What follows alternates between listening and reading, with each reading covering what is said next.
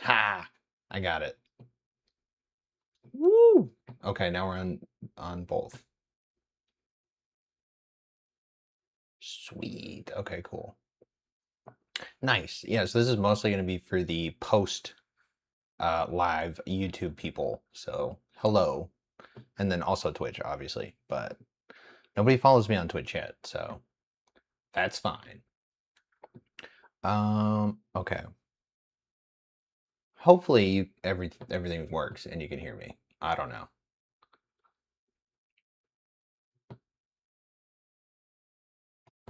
Okay, cool. So, ooh, should I do that? Whatever. I didn't think about that. Today, I have a whole bunch of videos that I want to watch, and then I have a couple games to play after too.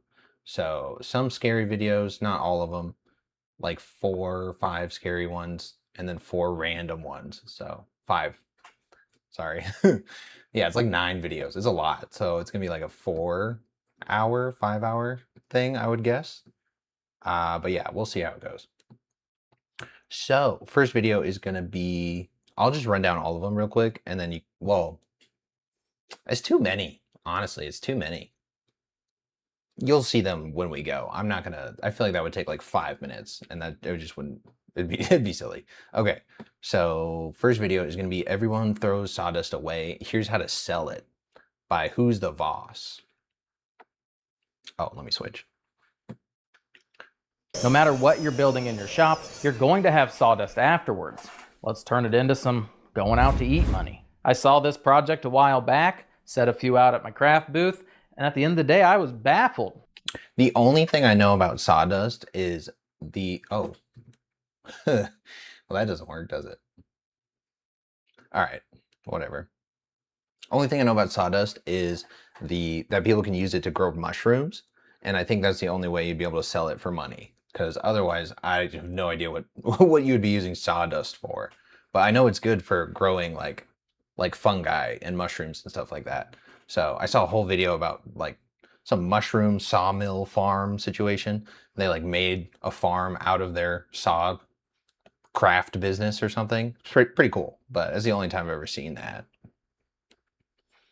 What I was going to throw away made me 48 bucks.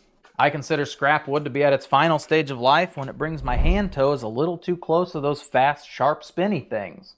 And that final stage happens to be returning it back to the earth. But sawdust doesn't burn that great. Most people end up throwing it on top of some paint cans to hide them in their trash. That's jail time, by the way. It's illegal to throw away liquid paint in the trash because it's considered hazardous waste and can seep into groundwater and damage the environment. I didn't know that. I don't think I've ever thrown away liquid paint. Like a can of paint. However, the rules for disposal depend entirely on the type of paint and whether it's completely dried out. Okay, yeah, I could see like dried out paint that's just like solid rock. It wouldn't matter. Like you wouldn't get arrested for that.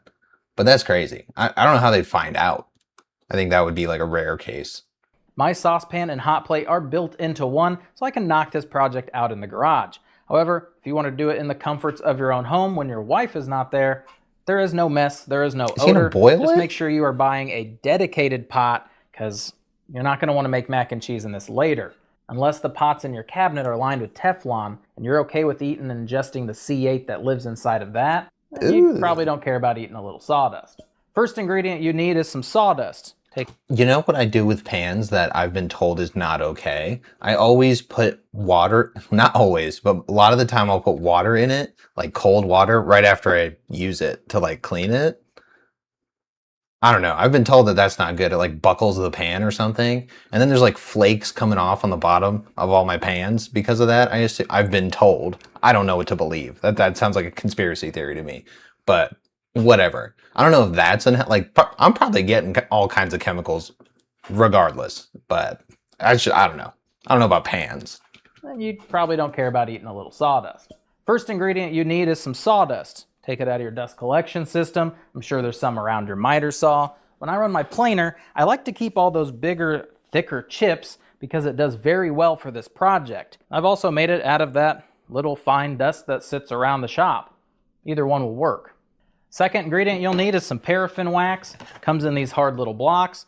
It's how they make candles. It's also the stuff they coat apples in until you buy them from the store. Paraffin wax, the miracle product. Otherwise, you can use crayons. They sell them in bulk Or are we just making like pucks, like resin pucks of sawdust? without the wrapper. And I'll go over some pros and cons later on in the video.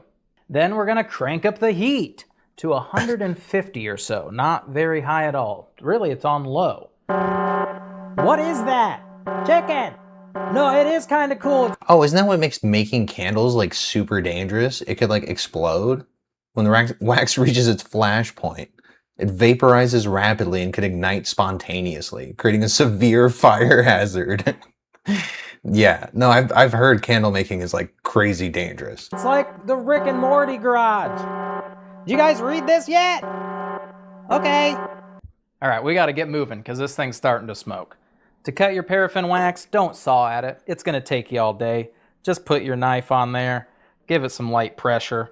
Just put the block on. If this is your first on, time making this product, cut about an inch off of the block. Cut them into little 1-inch pieces and throw them into your pot. Pretty soon it'll begin to melt and make this very beautiful little thick liquid. I have a potato masher. I like to just set that on top, kind of swirl it around. I don't like to push down a whole bunch because once that wax gives out and it pushes down, it sprays you with wax. Now it's not that hot, it doesn't hurt. Oh yeah, I would have burnt myself and probably caused some sort of a fire if I was doing this. But it gets stuck in your clothes. If you wanted to use old candles or you go to the thrift store, you pick up a whole bunch of used candles for cheap. However, those will have an odor. And you also have to deal with the glass and the wicks. Just a lot easier to buy a block of paraffin wax. I also have this little silicone scraper. It's great for getting into the sides. It has What are we going to do with it? This is moving kind of slow. a little flat spot. We'll go over that in just a moment. I can use it to scrape all that wax off of my masher. Once you have a perfectly clear liquid, it has just a little bit of sawdust in it because you've done this before. You're going to take a little handful of sawdust, not much, like this much. You're going to sprinkle it on the top. And then you're going to mix that in. It looks like ground beef. What are we doing? Well, he hasn't explained what we're doing with it. What we want to avoid is the need to add additional wax when we can just add a little bit more sawdust. It's the same thing if you're trying to mix up a small batch of concrete. You're going to get it until it kind of looks... I was going to say like flour, like dough. Looks like that crumble that goes on top of a pie. Pie.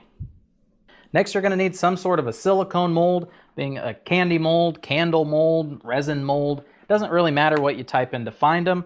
I'd originally found these. I thought they were going to be small. Bro, this is going a little slow. Like, I just want to see what you're going to do with it, to be honest. Do is take a little bit of wax here. Oh, those little scent things. Dude, those smell so good. I haven't used those in years. But they used to be like $1 each, and it was a great way to like scent your house for a week. But I don't know, I just stopped using them. Kind of just scoop it up and over the side. And then I take this sharpened corner, I just press it into each of the corners. You'll see a little bit of liquid squeeze out. So he's just making like recycled candles?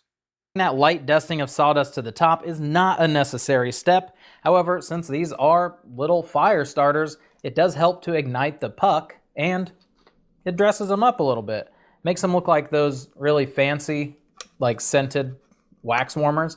And you'll see the husband will be like looking at a woodworking thing and the wife's disinterested. So she'll wander over here and she'll just pop this thing open. Which rolls me. Oh, that was aggressive, bro. You just snorted some sawdust. That was downright aggressive. Okay. So he's just making little like candles out of... Or what do you do with it? Speaking of fire starters, let's see these babies in action. First test, I also included a crayon because they can burn up to 30 minutes apparently, but the 20-mile-an-hour winds had other plans for that. The paraffin wax produces a much larger flame, and when placed in a low oxygen situation, they perform a little better. I feel like crayons is not an alternative. Why are we even weighing that as an option? Like, that's so, like, there's so much other things in it. I feel like just getting the clear wax makes the most sense. What are we doing? Now it's time to start selling these so we can be that much closer to being a millionaire. This is the Grimmery. Watch the movie Wicked. Sawdust, 100% free once you've built a couple projects. Containers, for $12.99, I'm getting 50 of them, which takes each one of these down to being only 25 cents. Okay. Wax comes in a 1-pound box, $9.99. I have 17 finished little fire starters. Out of So a pound? 59 cents per one of these for my wax. Electricity, the cheapest I can go is 1 Bro, down to the wattage of the... Come on. penny. We don't So, need all of that. 17 cents total. Time, wax melting is gonna be the largest amount of time for this. I'm gonna say you could easily get this done between 3 minutes and 4 minutes each one. All you're doing is you're mixing it up and you're scooping it into one of these, and you wait for it to So this would take like 2 hours, is what he's saying. dry. I'm selling these for $6 each, 2 for $10. Why? Nobody's gonna buy them for that price. I was gonna say I would not. I just said when they were $1, it was great. Good idea. $2, $3 for the nice ones. Now it's $5, $6. No, thank you. I'd rather just do something else. I'm not gonna do that. Just save you guys the comment. It's a craft show. Everything at craft shows is a little more expensive. If you're selling them online, now you're competing with anything else available online. It's a click of a button. They don't care where they're going. Craft show, they're right there. They're at the booth. They see other stuff. Blah, blah, blah. Which means if you sell all 17 of them, your pure profit is $70.55 up to $87.50. Yeah, but that's the time to sell them is kind of the big thing here. Like this is assuming people are just gonna be breaking the place down to sell or to buy these. Like I just don't think that'll be the case. And you're gonna oversaturate it just by You do with your sawdust. bringing attention to it like this. Okay, I thought it was good. I think, bro, you could honestly just get a whole bunch of it and then sell it to a like a farm that grows mushrooms. I think you generally would. Well, maybe they can get it like really cheap, like wholesale or something. I don't know. I don't know the mushroom business or the sawdust business, but that was kind of an interesting video. Good idea. I don't know if it would be like replicatable or practical. So it was good though. I didn't mind that video. He probably does only like wood stuff, so I don't think I'd probably watch more of his if I'm just guessing. So I'm not gonna sub. But no, that was a good video. Not too bad. All right, not a bad start. I feel like I was just gonna get that one out the way because it was a little bit different and everything. But these other three is kind of the same thing. I'll probably just get these out the way. But this one is a really small channel, 673 subs, Tree Fuel. But it says Streamer House Tier List is the name. It's only like 10 minutes, so it won't be that bad. Owns 6 houses across the country from talking to a screen in his bedroom. And this grandma paid off her entire mortgage by playing Skyrim on stream. This is the Okay, that's kind of cool. I was gonna say yeah for him. paid off. Dude, that's so cool. That's like a cool way that people can, what else is she gonna do? She's like, across the country from talking to a screen in his bedroom. And this grandma like she's got to be like 80, right? Like, I mean, what else could she do that would bring her so much value and bring other people so much value other than like content? I mean, it's really the only thing you can do. paid off her entire mortgage by playing Skyrim on stream. This is the Streamer House tier list. XQC. XQC is worth over $100 million in crypto alone. Probably more than that. I got AMP's entire net worth on a 1 USB stick in some safety deposit box somewhere, okay, buddy? We're not gonna go there. He owns a $5 million mansion in Las Vegas with enough security to overthrow Fort Knox. He's been quietly That's cool. I live in Vegas. I didn't know he has a house here. mining crypto ever since he lived in his mom's basement. Then he landed a 2-year, $70 million deal with Kick, which basically means he promotes gambling to kids. F tier, laser beam. Bought himself a fucking beach. Does he still do that? Is that still what he does though? Like, I don't know.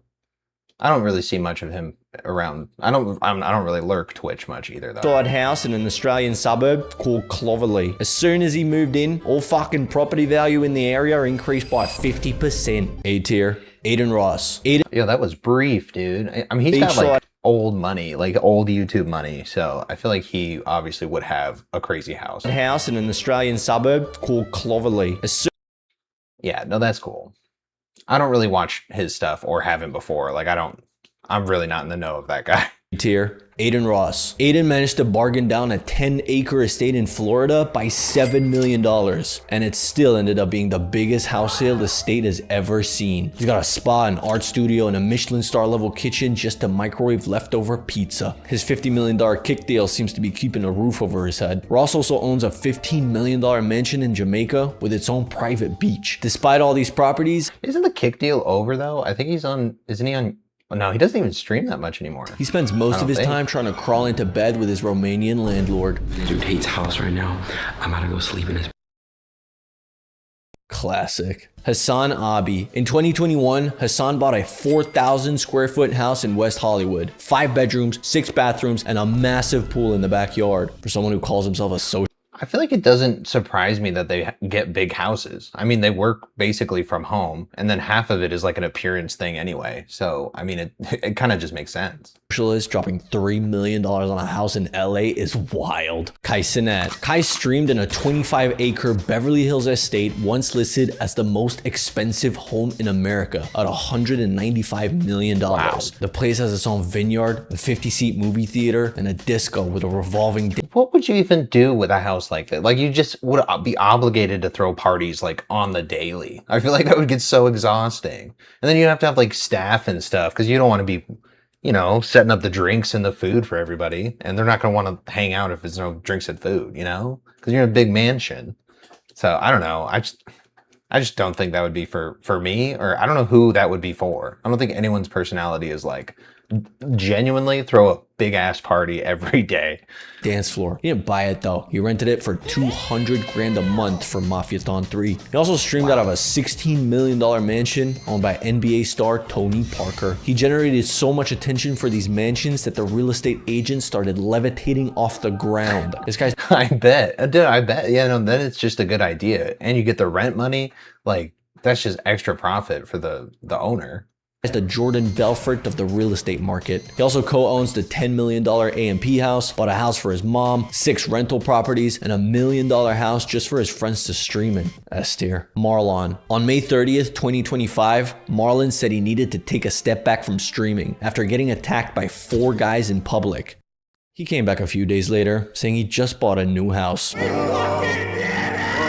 With a kitchen this good, the guy's gotta be on some culinary side quest. Not to mention the backyard with a goalpost the size of a movie theater. And even That's kind of modest though. Like, that's actually kind of nice. Like, it doesn't seem like super insane Superman shit. with the $5 million house, he's still obsessed with sheds. I'd say this is A tier. But then, the internet caught something off. When Marlon first uploaded the house tour, the title read, "I gave a tour of my $1 million house." A few days later, that figure magically jumped to $5 million. Ah, the things we do for views. E tier. Queso, you think Oh yeah, that's kind of a huge mistake. I mean, you could have just gotten away with it if you just didn't do that. And then, I mean, you missed the chance. You know you said $1 million, just drop it. to $5 million. Ah, the things we do for views. E tier. Queso, you'd think most streamers would already be pulling in crazy cash before they go full time. But for Queso, it wasn't always that easy. He once said that his card got declined at a dollar store a few days before committing entirely to a streaming career. Couple days before I started streaming, my card got declined at the dollar store because of the 2K builds. He's got a swimming pool, a full-scale personal gym that he never uses, an arcade, an indoor Wait, is this his house? This is his house? basketball court, and multiple rooms built just for streaming. This guy went from getting bullied off stream on multiple occasions to becoming Twitch's best friend. B tier. Vic B tier? Why are we doing B? I mean, it said everything you said was nice. And then he's got a nice house. Why is it B tier? bullied off stream. 3. From sleeping on the floor of the Sidemen house to buying his own $5 million I know his name, but I don't know who that is at all. I have zero idea. I would just pass him on the street and be like, oh, that's just another guy. mansion. We're happy for Vicstar123. He finally found a platform where he can openly embrace his marble fetish. He claims his bathroom is twice the Man, size. dude, that's overdoing it. I mean, marble everywhere. I don't care how small your house is. That would be so expensive. Like, that's probably the most expensive Of the one. bedroom he grew up in. It's twice the size of the bedroom that I grew up in, and it's a bathroom. If that doesn't scream, I made it, I don't know what does. How much have you earned from Minecraft servers in total? Let them know the figures. Around 2 million. But the coolest feature, Dude, that is so crazy. I honestly missed the whole Minecraft thing. I feel like I was like too old for it when it was like big, and then I just didn't care after it like kind of fell off a little bit. So I don't know. I don't think it fell off really. I don't know anything about that game. So it's crazy that people make money. Like people genuinely made livings, more money than some people will ever make in their life. Like 2 mil. I think some people's lifetime earning is like 1.75 or something on average in your entire lifespan. of the house is probably the secret utility room hidden behind the kitchen. Basically every 10-year-old's dream. He also owns a $4 million apartment with YouTube plaques hanging on the wall like the Renaissance paintings. And flashback 11 years, Fixar was already doing house tours. His entire rise to glory is basically documented online. A tier, Valkyrae. Valkyrae goes down in history as one of the first women to Also see her and know her name, but never watched or engaged with any of the content. So I have no idea who that is. become a major face of the streaming industry. Today, she owns more houses than she's actually lived in. She's bought her mom a retirement home in the Philippines, renovated their original family house, and even helped secure a condo in Manila. She's lived a full nomad life to get here, cycling through more content houses than anyone else in the game. From the 100 Thieves house to the basement of the offline TV house, she now lives in an apartment. A tier, Nick Merckx. Do they still do content houses anymore? I feel like it's not even a viable thing now. Well, I mean, they just made the core thing or whatever. To the basement. I don't know. I guess you just have to have a lot of people with a big following, and maybe that's hard to do. Of the offline TV house, she now lives in an apartment. A tier, Nick Merckx. About a year ago, Nick Merckx said he had enough of LA and he was moving back to Michigan, only to buy a 5,000 square foot fortress. Dude, in Michigan though, I feel like that's not crazy. Like that's kind of cool. That's actually like, I feel like that's the way to go. Don't buy a gigantic multi-million-dollar house in like LA. I feel like that's too expensive. Of LA, and he was moving back to Michigan, only to buy a 5,000 square foot fortress, 6 bedrooms, 7 bathrooms, and a pool. Not to mention his streaming cave, which is basically a nightclub. Then there's the soundproof gaming bunker, the full gym, and a stream room bathroom. Wait a minute. It's basically a fortress nightclub. Then there's the soundproof gaming bunker, the full gym, and a stream room bathroom. When comparing this house tour to the one he made in 2017, that's not crazy. That's not super insane. I mean, that's like, you decorated it and everything, but it's not like, I don't know, what tier is he going to put this in? A 5,000 square foot fortress, 6 bedrooms, 7 bathrooms, and a I'm starting to think it's more based on what he thinks about the streamer. 2017, it's hard to even believe this is the same I don't think we needed that. real estate portfolio. In 2022, FaZe Rug was going through a hard time and had to move back in. Ooh, FaZe Rug. Do people like him anymore after that whole rugging? In with his parents. A few months later, he bought a $4.4 It doesn't matter, probably. He probably already has enough money for the rest of his life. million mansion in Poway, California. The place looks like it was designed by 3 different architects who've never met each other. He's got chandeliers everywhere, a golf course, a basketball court, and a feature wall made entirely out of Lego bricks. But that's not all. In 2017, FaZe Rug uploaded a house tour video with his mom and dad. Imagine asking your parents if they're happy with the mansion you're about to buy them while you still got peach fuzz on your face. Hard flex. He also owned a mansion in Rancho Santa Fe. Oh my God, that in California? That's just insane. That has to be like 25 million, like easy 25 mil. Which he casually sold for $4.5 million. That's it? 4.5 mil? No, there's no way. He also owned a I'm sorry, there's no way that house is 4.5 million. There's absolutely, in California, there's no way. Maybe Rancho Santa Fe is not like that crazy. mansion in Rancho Santa Fe, which he casually sold for $4.5 million. Solid B tier. Bro, I would live there. If I was going to California, that's a crazy good deal for that kind of a house. IShowSpeed, a kid from Ohio who hit 20 million subscribers before he could legally drink. His $10 million mansion in Florida. Bro, he has the most like astounding like clips. Whenever it's like little 3-4 second things, I'm always like, oh my God. Like it makes you wonder how the rest of that went.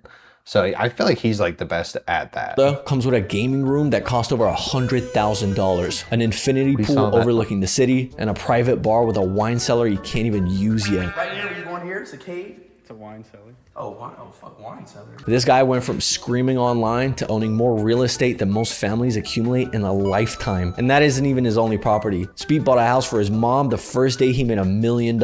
Like my first big purchase was probably just buy my mom a house. At just 16 years old. S tier. Neon. Yeah, 16, bro. That'd be so insane to even like fathom buying a house at all. August 2023, Neon gained attention after performing the Naughty Bop on stream, a dance mocking the death of Didi Asama's 14-year-old brother. Viewers tagged Didi Asama, who responded publicly and threatened him after Neon announced he'd be traveling to New York, after which he publicly admitted he was just traveling. Neon now owns a Bro, I did not know that. That's so insane. $10 million mansion in Los Angeles, complete with a full production infrastructure. He like risked his life to get it. So actually, I feel like that's kind of honorable. Even though he's kind of a piece of shit in some instances. Sure. Editors, videographers, and a content room that almost looks like NASA's Mission Control Center. He also rents a $10 million property in Turks and Caicos with Chloe Parker, built directly into the cliffside with a cantilevered pool overlooking the Caribbean Sea. F tier. F tier. Probably the most consistent streamer on the planet. One stat board showed that he streamed 236 hours in 30 days. And in that stretch alone, he pulled in 450. Dude, 236 hours. Consistent streamer on the planet. One stat board showed that he streamed 236 hours in 236 in 30 days? What is that? Is that right? 8 hours a day? No, I'm dumb. I can't math. Let me do that not on. Is it 30 divided by 236? I don't know, bro. I don't know. That's a lot of hours. That's like less than 10 hours a day. No, that's like 7. No, that's right. 8 hours a day. 30 days. And in that stretch alone, he pulled in $450,000 in Twitch revenue. He owns a house worth $1 million. Bro, that's crazy. I couldn't do math. And he bought his dad his dream car, a 2022 Porsche Carrera. A tier. Amaranth. There was once a time when oil was the world's biggest money generator. Today, things are different. The internet knows Amaranth for one thing, but behind that persona is someone quietly building one of the most complex empires in the creator world. Her $4 million Houston home sits in a state with no income tax. She's got a custom pool with a built-in jacuzzi. All of them do that though. I mean, that's just kind of the move actually, to like save some money. I wouldn't shame that. A Lamborghini Aventador, a pet designated zone with artificial grass and washing stations. Also known as Caitlin Siragusa, the streamer once tweeted, "I offered $6.9 million on an LA house over Christmas. Apparently it was Rihanna's house." Just a casual flex to let you know she's shopping in A-list territory. And it doesn't stop at real estate. She bought a 7-Eleven store, put $7 million into an inflatable pool company. Real estate. She bought a 10 mil for a 7-Eleven store? That does not seem worth it at all. A syndicate deal, so I only own like a quarter of it. What? Huge location located close to a major highway in downtown metro area.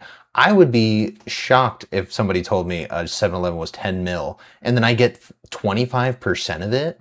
That's insane. That doesn't seem worth it at all. 7-Eleven store, put $7 million into an inflatable pool company, and bought a stake in a plastic ball manufacturer. In her quest to own more land than Bill Gates, she secured a $7 million orchard, 2,213 acres. That's the size of Monaco, Gibraltar, and the Vatican City combined. But living like this comes with shadows. Yo, she's got to be making like mills.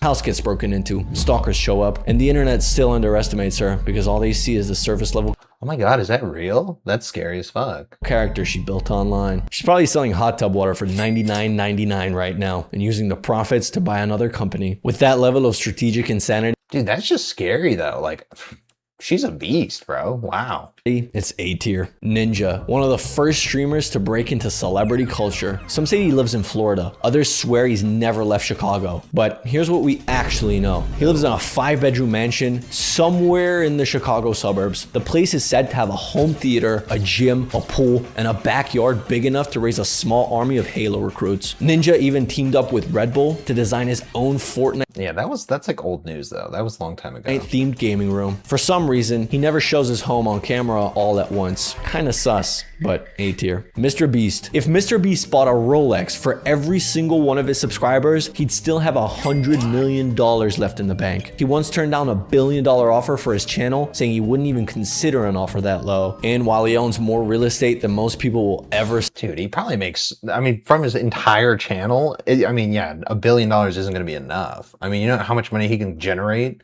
going forward and up till now? Like, it's probably over you know, what that could be in the future. Step foot in, he's out here living in an apartment with no bedroom. Scrooge would be proud. His personal studio costs over $100 million.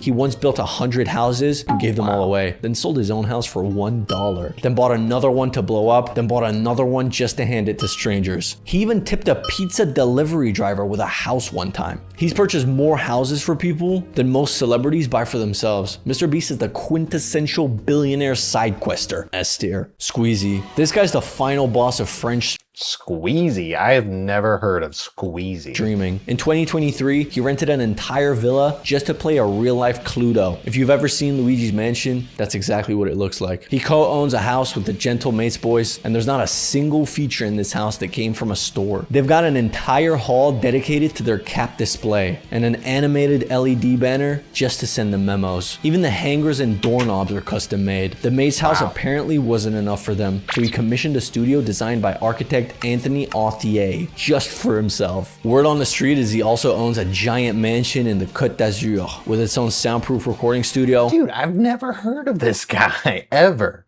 Do people know who Squeezy is? Am I crazy for not knowing who that is? Bro, that's the crazy thing to me. There's so many creators and stuff that you don't even know that have, you know, multi-million dollars of real estate. And it's just, they only need a certain amount of the world to know who they are to amass that amount of money, which is so crazy. Like, there's so many people who make bands, and a lot of us probably never even heard of them.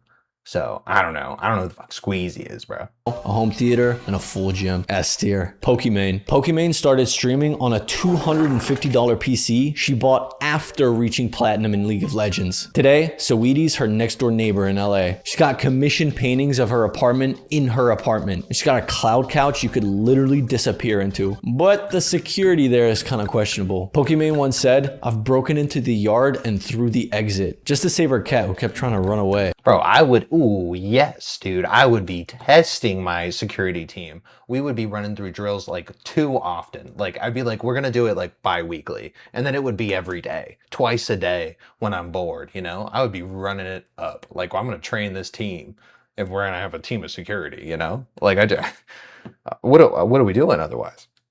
She now lives in an apartment because her LA house felt too big. I'd say that's pretty C tier. Markiplier. Markiplier is the kind of guy that just wants his peace. He moved out of Cincinnati and bought a house that belongs to Donald Glover himself. Built in 1953, the place kept its mid-century charm while he upgraded it for his gaming needs. A dedicated gaming lair, custom lighting, and tuned acoustics. But he didn't leave it at that. He turned the backyard into his own little world. A pool, a spa, and a guest house he rented. I mean, that's actually kind of simple too. We all know how much money he probably has. So, dude, that was actually a really good video. Honestly, for that many subs, I mean, this was a banger of a video. I really like that. What else does he do? If I want a sub, billionaire island tier list, streamer car tier list. I mean, we could maybe watch one of those. I'll sub and see what else he comes out with too. Good job, Tree Fuel, dude. That was a good video. All right, dude, should I take one or two of these out? I'm taking this one out. I wasn't too hyped for that one. And then I want to keep the scary ones in. All right, we'll do this one. This one it was just posted, 2 weeks ago. Robert Tolpe, Why You Shouldn't Be a Content Creator. Influencer. It pays horribly most 5-figure paydays. Do not be an influencer. It pays horribly most days, and you have to risk so much for little reward. Everyone brags about their 5-figure paydays, but won't tell you about their $5 paydays. It's this boom and bust nature of the business that makes it extremely difficult to support yourself through content creation alone, and many popular influencers with sizable followings are unable to pay their bills with the revenue they earn online. Despite this career not being viable even for established influencers, viral creator coaches sell the influencer lifestyle to people working 9 to 5 as an alternative to their current job or as a side hustle. I mean, yeah. I mean, most people don't make enough money for it to be like a full-time thing. Like, a lot of them it is or starts out as a side hustle. I mean, what do we... These coaches... I mean, yeah, I feel like content creators or influencers have like gone downhill over time. Like, a lot of them will just peddle whatever to make some money. So a lot of times people will doubt like things that they like sponsors and things that they're pushing or selling. But I mean, that's just going to happen with it being saturated. I don't really see what the point is yet. Instruct people to post multiple times a day, dump their entire camera roll onto their story, and vlog intimate details about their life on the off chance they blow up and are able to monetize their platform. Without knowing what they're getting into, aspiring creators often jeopardize their mental health, safety, and financial well-being without ever making a dime off their videos. As someone who does this full-time, I'm here to tell everyone the multitude of reasons why anyone wanting to be a content creator should think carefully before putting their all into it. First of all, allow me to explain my credentials. I started posting comedy content on TikTok in 2019 while I was in college and reached 1 million followers in 2020. I also began uploading commentary videos to this channel and reached 100,000 subscribers by 2022. By 2023, I was making enough money to move out of my parents' house and pursue content creation full-time.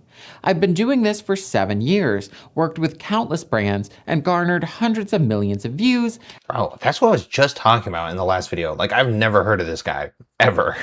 And he's been doing it full-time, you know, makes probably more than enough money to just do this and nothing else.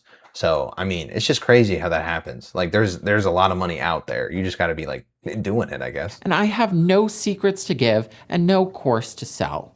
Though creating viral content is a skill, it is a soft skill, and there is no instruction manual that can give you the instincts top creators have honed over many years. I love this job, and I understand why so many people are attracted to content creation. I feel like that implies, though, that if you're not good at making content, you just like shouldn't do it, which I don't think is the case at all. Like, everybody's first video is going to be ass.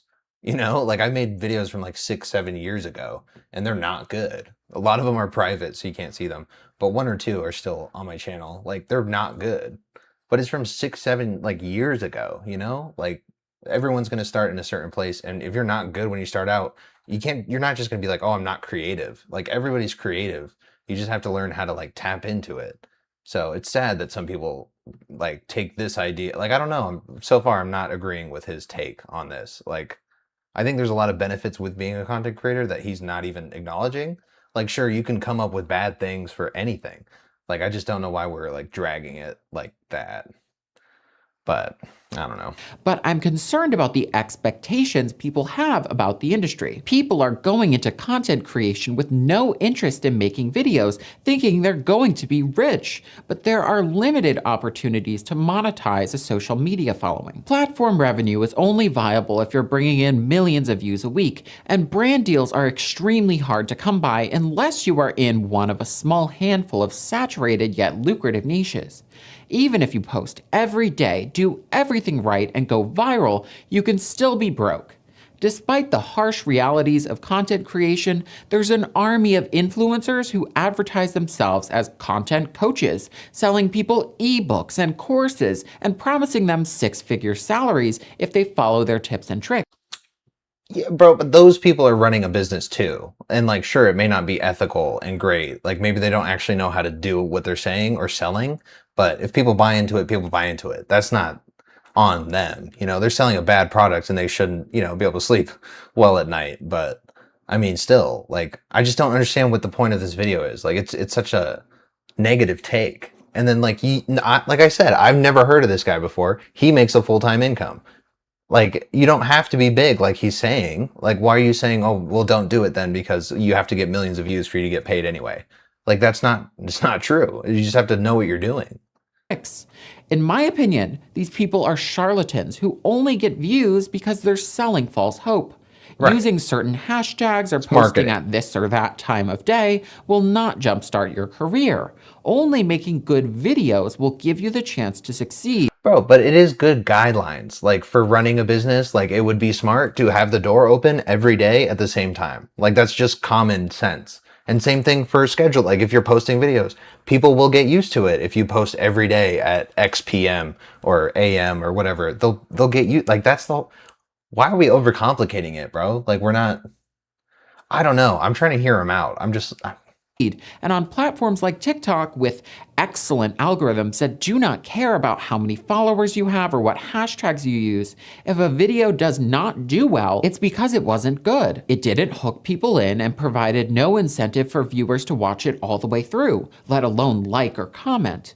This is the reality of short-form video apps, and there's no way to game the system, but people don't like hearing the truth, that video performance depends on subjective qualities that cannot readily be prescribed. This is why creator coaches give people concrete instructions like post at 9:15 a.m. because tips like that are easy to follow. They're also easy to hear because telling someone their video sucks can offend them, but telling them they didn't use this one special trick does not pass judgment on their skills as a creator.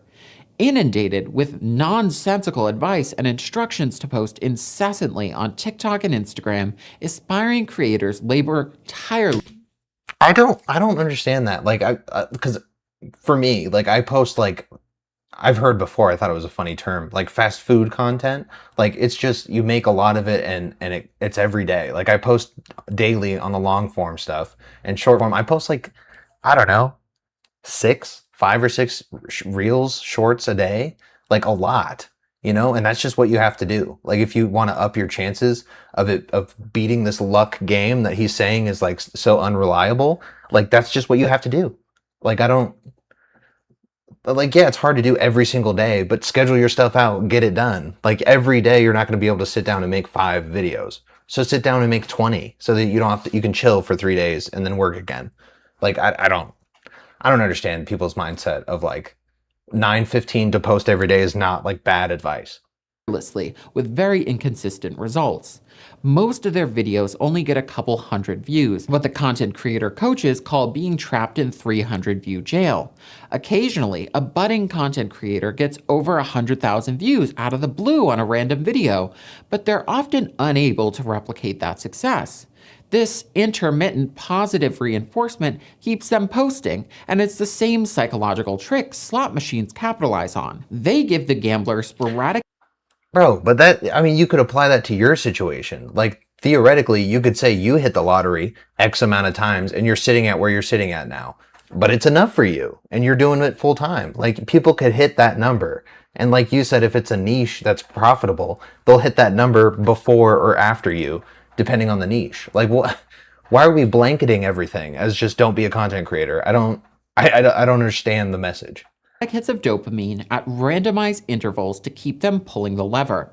In this way, social media becomes a casino, with one TikTok shop influencer comparing an affiliate marketing video going viral to winning a scratch ticket.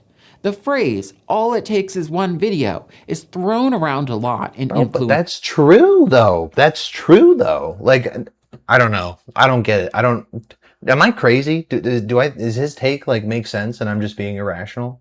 Coaching circles, despite the fact that it often takes hundreds of viral videos to make a name for yourself. The focus on volume, the overemphasis on luck, and the promise of fame and fortune create a recipe for burning out, or worse. There are countless videos telling people what hashtags to use, but almost no videos telling people what kind of content to post. This leaves... Bro, but that's the creative part. You're not supposed to be told what to post. Like, conceptually, sure, post this thing and make it your own. But I don't understand. I'm getting like, I feel like I'm getting angry with this video. Aspiring creators to their own devices, and most try to fit the mold of a typical lifestyle influencer, posting vlog-style content of their daily lives. Few realize how dangerous this content is if you're not incredibly... Bro, come on. Like, are you saying people dox themselves and that's danger, so they shouldn't be making content? Like, I just don't get it. Like, why are we saying this? Like, theoretically, say he's gaming it, right? This would get the most people out of the running for you to make it an easier game for you. Like, like I said, posting more often gives you better chances. Telling everybody don't be a content creator, it's actually not that great. I actually make full-time living from it. Don't do it. I'm the one telling you not to. Like, I don't think that's a good message at all. Like, he's got to be trying to game the system. Like, I don't understand.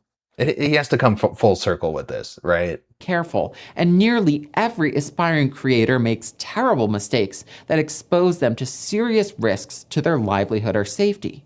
They film at their place of employment, often disclosing personal details about who their employer is, along with their full name and job title. They film in front of their house or apartment complex, sometimes showing the number on the front door.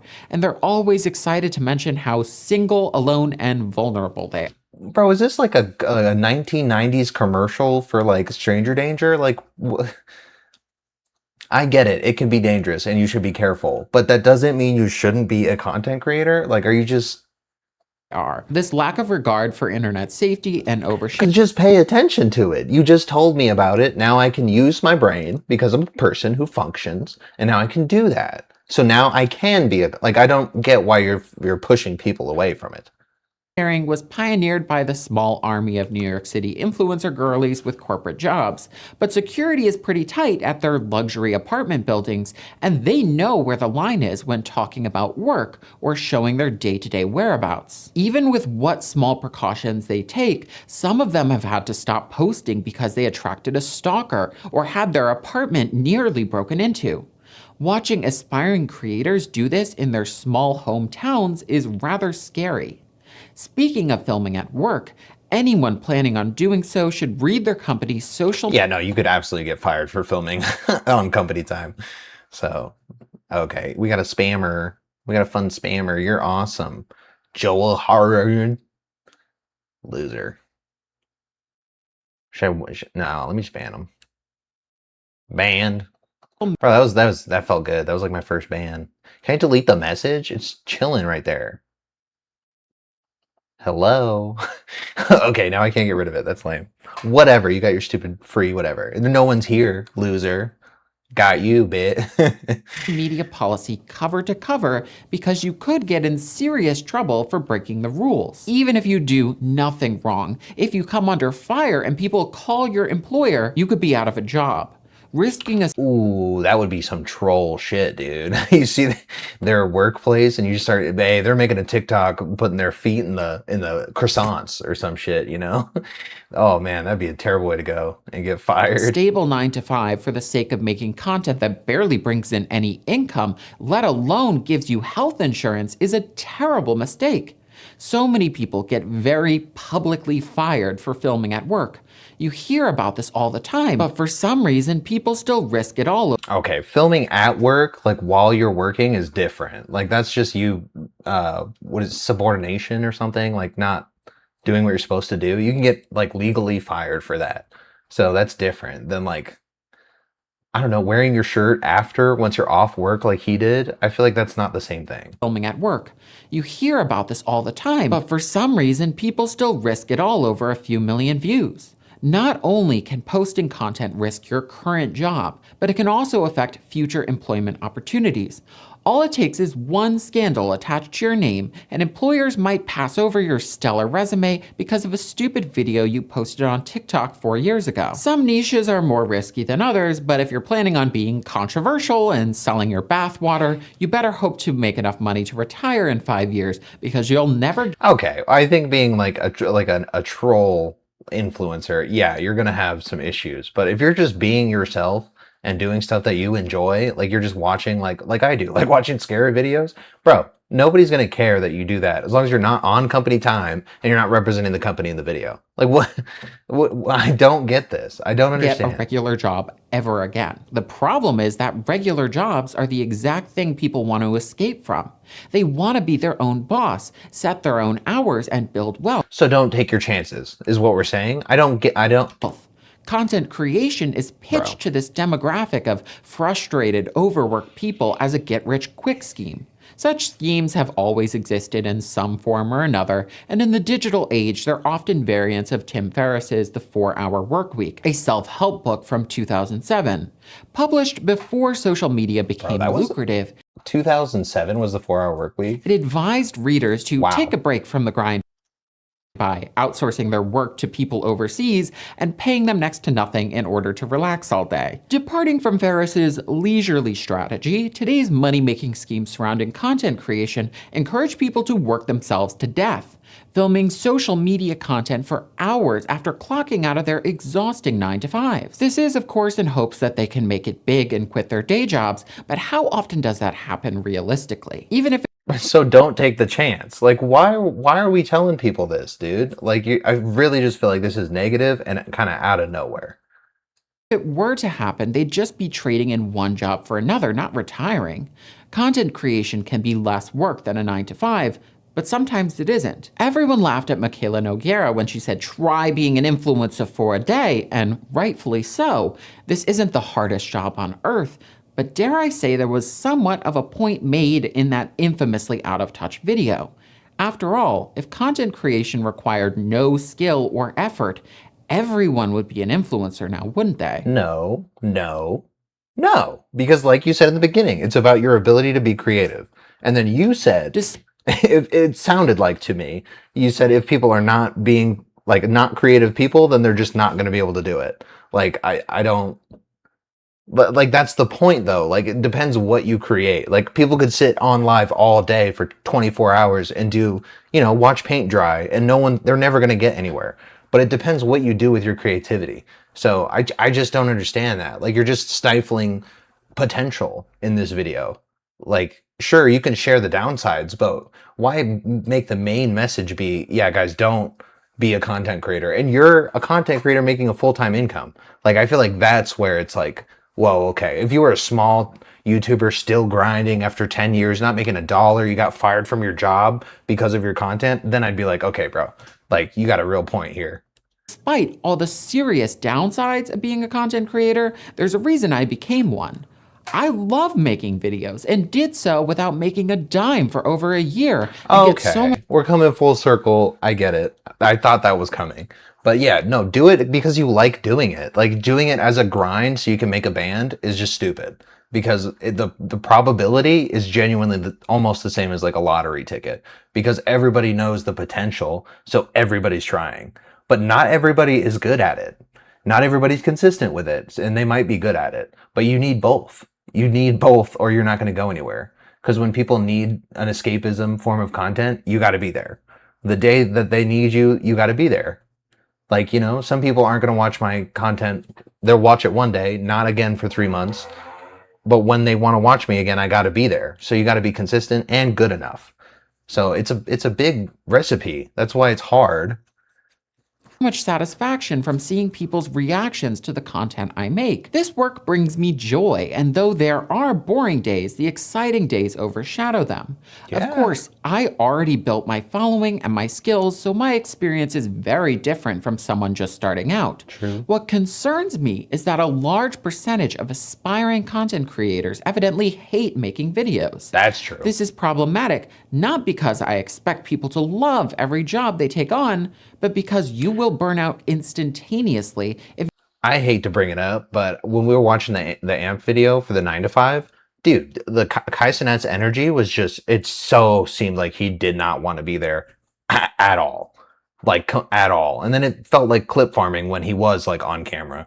So I don't know. Like, I feel like that is so true. There's so many people that hate what they do, and you will get burnt out of doing something you hate. You can only tolerate it for so long. But I mean, now I like what he's saying. I wish we didn't take 10 minutes to, like, sprinkle some non-cynical words. If you go into content creation hating every minute of it. Moreover, if you're in the lifestyle niche, you are monetizing your likeness and day-to-day life. Clocking out of work when you're exhausted is difficult when your life is your job. Yeah. I know I sound dramatic, but those who hate the content they're posting sometimes need to take extended breaks from content creation. Doing that after you quit your day job means giving up weeks or months of platform revenue and potential brand deals. Social media algorithms punish creators who take breaks as well, so once you start posting again, the views might not come back right away. I hope this video doesn't come across as rude or out of touch, but seeing a highly unstable career path that few are able to navigate being sold as an alternative to a 9 to 5 is very concerning. The job market is so bad that people who don't want to be public figures and have no interest in making videos are posting 4 times a day on their public accounts in hopes that they'll blow up. Low wages and increasing economic uncertainty. Honestly, I would say there's a lot of people that just post on like Instagram and stuff about like their personal life, like he said, their lifestyle. And I don't think that I think that is in a higher form of like competitiveness than making like commentary content or like, I guess, stuff similar to what I'm doing, which is pretty saturated in itself. But a lot of people really suck. I'm not gonna lie. So I think it'd be easy to get to the top in what I'm dealing with. But no, dude. Have made wagering your digital footprint and free time for the slim chance of a I should say, like, I just don't think doing like the lifestyle stuff would be like would work. Like I think there's so many people doing that because it's literally just recording while you're living and then doing extra stuff, and then you get tired of that eventually. But I think that is harder than if you have like an original idea for content that you're going to present. I think that's different. A successful internet career seem more probable than getting a job that pays a livable wage. If you've thoroughly considered pursuing content creation, understand the risks. Hold on. Sorry to pause so much, but now we're pretending that jobs pay you a livable wage. That's assuming a lot. A lot of people work a job not making enough money, and then they do the content thing on the side to hope that it someday bridges the gap. I mean, that's really what it is. You're not flush with your 7-Eleven job that's not going to fire you until they want to out of nowhere. You know what I mean? Like, jobs aren't as stable as people say. They really aren't. Like, they could fire you at any point. Unless you're with like a union or something, it's a little bit different.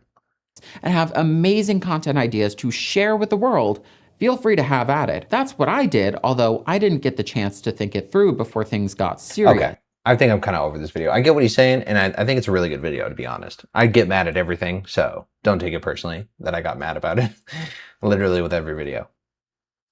I know that was pretty good, though. I enjoyed that. I just, I was getting fumed in the beginning. I'm not gonna lie. All right, let me see if I can reset this real quick. Because this stupid promotion thing, I banned him, and now I can't delete the chat. So, hold up.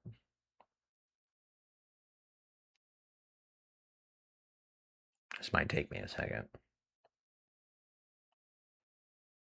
Dude, it's gotta be this one.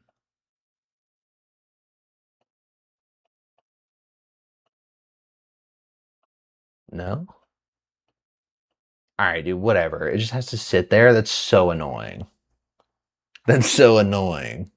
I can't unban him. Can I unban him and then... How do I do that?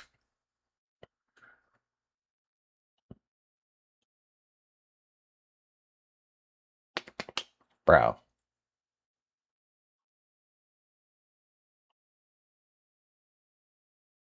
Oh, dude, I don't know. I don't know, dude. I'm just gonna leave it. I'll blur it out in the edit or something. That's so annoying. People are so annoying. Dude, there's no one even in here. Why are you trying to annoying ass. Alright. Next video, before the scary ones, this is the last variety one, and then it's all scary videos from here. But donating $1 and then $1,000 if they are thankful. Which is, I love the concept. That is sassy and very on par for me. Streamers are some of the most thankless people on the internet. For $3, what do you think I was just gonna break down in tears that you gave me $3? Yo, Chad, donate. I need to get DoorDash. At least £5 a minute. That's just selfish, man. You're not thinking about me, bro. When you get hundreds of donations every single day, you become desensitized. But I started wondering, if someone who has practically zero money goes out of their way to support you, would you appreciate it? So today, I'm set. Oh, I feel like people, a lot of the ones that I watch are appreciative of literally every one. But there are some people who never even read like subs or anything like that. I think $1 donations to everybody from the largest creators down to streamers with 0 viewers. And if they show real appreciation, we're coming back with a $1,000 donation. Dude, I bet you like more than half will not be appreciative. I think a lot of, like he said, they're very selfish. What the hell? Let's go bless some streamers. And we're not just doing this on one platform either. We're doing this on Twitch, Kick, and TikTok to see which platform has the most thankful streamers, starting with Twitch. All right, so I'm going into just chatting. Okay. I would think it would be Twitch. I really do. It depends what account you're going to, but I think it would be Twitch. Would be the nicest. Here's someone that I actually do recognize, Lacey. And right now, it looks like he has like 10,000 viewers right now. The setup looks absolutely insane. The room that he's streaming in is like the size of an actual house. But let's hop in. Hey, dude.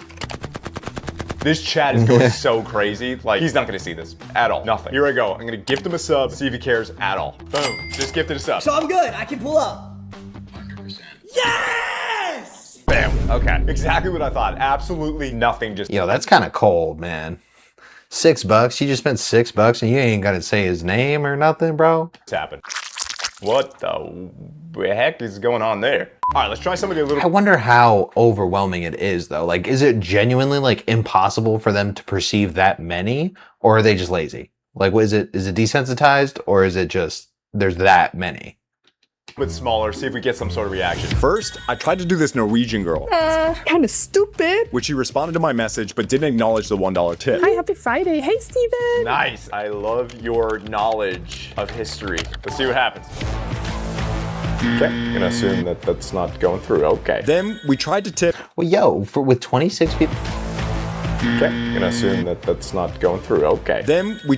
Yo, that's actually kind of wild. With 26 people, you didn't read his chat at all? Tried to tip K Wonderland $1,000 twice, but her donation button was broken. All right, here we go. Let's drop the big boy. We go through. All right, here we go. All right, let's go to one where we can do PayPal, I guess. But finally, we ended up finding the perfect person. Wait, what? So it just didn't work and she didn't get the band? Bro, $1,000 didn't, like, Twitch messed you up for $1,000? Like, bro. Yo, what is that chat? No. What is that chat, bro? No. Tough to do a stream. Girl's name is Dova. Hello and welcome. My name is Dova Keeney and it is so fantastic to meet you. We talk a lot about mental health as well. The reason I started streaming is because I went through a super low time during— Bro, just like the last video, bro. Obviously, she seems like caring the most about what she's presenting and doing.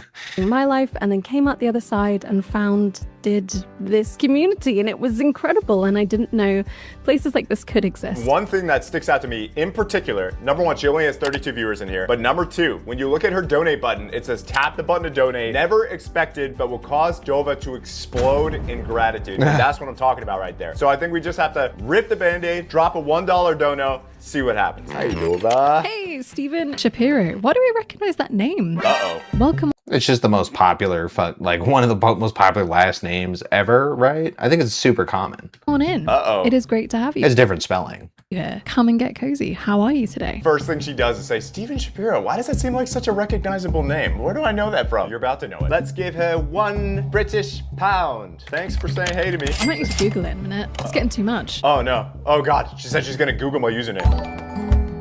Oh, thank you.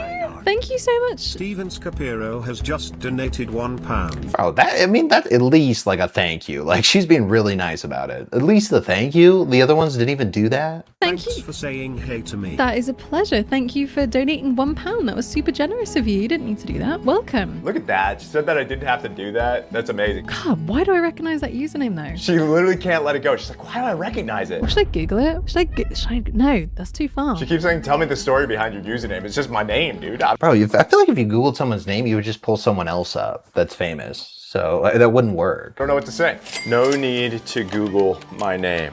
Just keep being thankful. There we go. Yo, they took that 25% cut right off the top. Being thankful. There we go. To $7.50. Oh, is that just the conversion? I'm stupid. I think she's gonna understand where I'm from now. The literal shock. I'm in shock. That's so weird. I say literal shock and then she immediately goes, I'm in shock. I genuinely don't know what to say. I have nothing to say. Who is this guy? What the hell? Well, that's really nice. I mean, I think that's pretty much the essence of the entire video. I mean, we're only 4 minutes in, but I actually don't think it's, well, I don't know. Should we finish watching it? Oh my god, I literally don't know what to do with like that. Thank you so freaking much for donating that. That was unbelievably kind. And I'm gonna be so real when I say this. That's more than I've made in the last like 3 months because my job is not going great because it's being taken over by AI currently, which is not ideal. No way. I'm in shock and I feel like I can't even express how grateful I am for that just happening. This is the that's so nice. And then in the last video, the guy was like, oh, well, why would you leave your steady job to even try to make content, And I was just like, I don't know, man. Like, you think all jobs are just steady? All jobs are just paying you enough? Like, absolutely not. That's just not how it goes. First stream that we've done since January as well. Like, wow, and the first stream that she's done since January, that's crazy. That's literally like right place, right time, meant to be the one to get this donation. I'm not crying, you're crying. I started streaming because I was in a really, really low place. And after I came out of the dark place I was in, I wanted to let as many people know that they were loved as possible. And that's what we do here. So the entire vibe is about mental health awareness and helping each other and being kind to each other. So That's super nice, dude. I feel like this one is just like gonna be the only one that is thankful.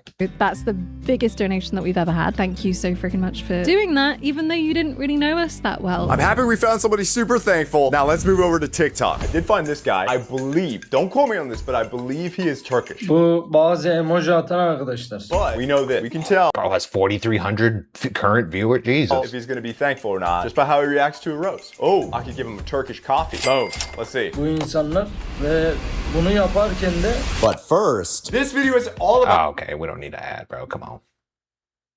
So I can't wait to have AirPods. 900 actually used your free credit. Bruh, It's free credit. how long is this ad, bro? God damn. Idea what's going on here, but if anybody who's watching this video is TikTok, his name is Ed on the Lot. So he's a car salesman and he's trying to build more business by being live on TikTok. If I could do anything in this world, I would sell cars. Yeah. I can. Bro, that's crazy. That's your job now, is being at the dealership and you're just on TikTok live. And the company's like, hell yeah, he's selling. Hell yeah. That's crazy. He has 1,000 viewers too. That's pretty wild. Yes, I could go do that, but I'm also gonna be entirely honest with you. I have no idea how TikTok live streaming works. I know I have to donate like a rose or a galaxy or something like that. I don't know. But we're gonna start. I'm gonna give him a cello romance for 299 coins. Let's go. Thank you so much for the violin. First violin ever. Here you go. It's a cello, buddy. It's a cello. Yeah, first violin ever. Let's go, baby. So he said he just had his first month of the car sale. So homie's grinding right here. Let's add a little bit more money in the pocket. I think this is gonna be kind of crazy, okay? We're going into it, dropping 100,000 coins. All right, we're starting with See, I don't know what that means. $200. a 20,000 coin donation. Send. Oh boy. Oh.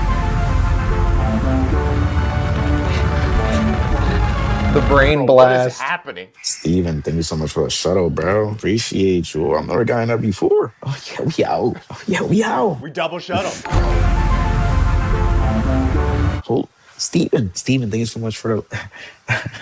thank you so much for that rocket, bro. For the space shuttle, you freaking go. That's right, I'm the freaking go. Let's switch it up a little bit and let's give him a speedster. Wait, Steven, That's loud. I feel like I know you, Steven, but I don't know from where. That's White Trip. Like, yo, Steven's going crazy right now. Steven's going crazy right now. Chill, bro. Steven, thank you so much for the gifts. We go. I appreciate you. All right, let's do it Thank again. you so much for the love. All right, sending him a time for family. All right, this is getting repetitive, bro. He's gonna be thankful for it. Like, you know, like I don't know. Should we just look at Kick real quick? Based off of supporting veterans and active military duty people. That's freaking awesome. Hey, Iron Goddess. The Packers. Welcome to the family. Steven, you beautiful human. I super duper heart you love. Thank you so much for coming in with that phone. Yeah, she's streaming in her car? Like all the time? Welcome in, my friend. Welcome in. How are we doing today? I mean, she called me a beautiful person, so that alone deserves the tip, okay? I'm just gonna say you called me beautiful. No problem. Oh, there we go. She reading it. You sent me a donation. Did I just say I got a donation? Aw, thank you. She seemed really surprised about getting donation. Maybe thinking Oh, she's just chilling in the car. I mean, I would be surprised if someone was like, here you go. You're just chilling in the car. Like, doesn't get a lot of donations. This is gonna be absolutely insane when she gets $1,000. That's just my thought here. All right, here we go. Oopsie. There we go.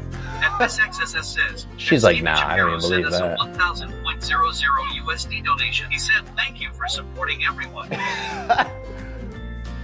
Uh-oh. It looks like she's waiting in line to pick up her kids from school, too. Degree says, Oh. Vanilla K10 says, wait, what? That is the face of some... Yeah, illegal though. Illegal though. She's driving on street. Is that legal? Is that fine? Have they decided on that? Someone who is mind blown. Steven! Her chat is like, did that say 1,000? Yeah. Everyone's freaking out for her. That's so... I wonder how much she gets of that though. I hope it's like most of it. I hope Kick and TikTok and Twitch. I know Twitch doesn't give you most, but I hope they get most of it. Anyway, now that was a good video though. I mean, kind of basic. It's been done before, but it was good. All right, now on to the scary videos, finally. So that's cool. I'm gonna have to pee though, because I've been sitting here for a minute. Where are we at? What's the time? I don't have that set up, bro. I wanted the uptime thing. Whatever. Doesn't matter. Oh, I can check right here. 34 minutes, not bad, before I have to pee. Sweet, be right back. Oh, hold up. Ha.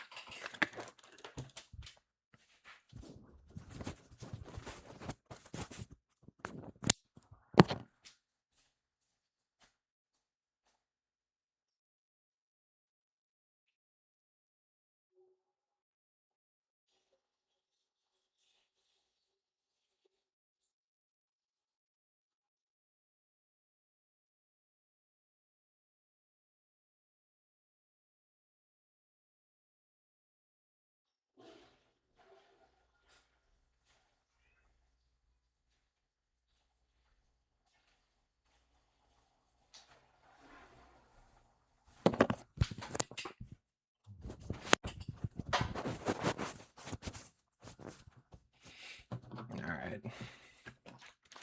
I hope I put this on right. Oops. I hope I put this on in the same place. It's gonna be all weird. Whatever. All right, we got 4 scary videos now.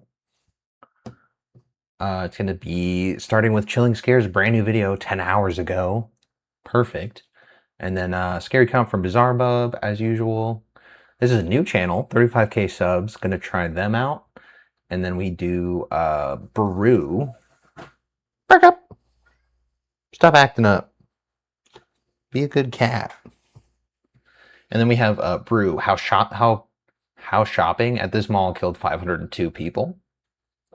So that'll be the next 4 videos. And then after we have 2 games that I'll be playing. So we'll switch to that after. All right. Chilling Scares, 5 most disturbing cases of real found footage. And this is brand new. So I'm hyped for it. Bro, I've seen every Chilling Scare video, I think. When a passenger found it, they started looking through its... In 2014, an abandoned cell phone was found in the back seat of a taxi in Fiji. When a passenger found it, they started looking through its contents to figure out who it belonged to. In the camera roll, they found a roughly 10-minute video. It was pixelated handheld footage shot from... Oh, dude, I feel like if I was to find a phone and well, I've done that one time. I think I got a camera from Goodwill when I was doing like eBay and reselling and stuff like that. And then the SD card has like random pictures of like people usually. Then it was like a bunch of kids, and it was just like normal pictures, nothing crazy. But no, I wouldn't. If it was a phone or something, I wouldn't even be looking through it. I feel like I wouldn't want to touch no one's phone with the way they be tracking stuff now. Even if it looks kind of janky, I would think that's like part of the scheme.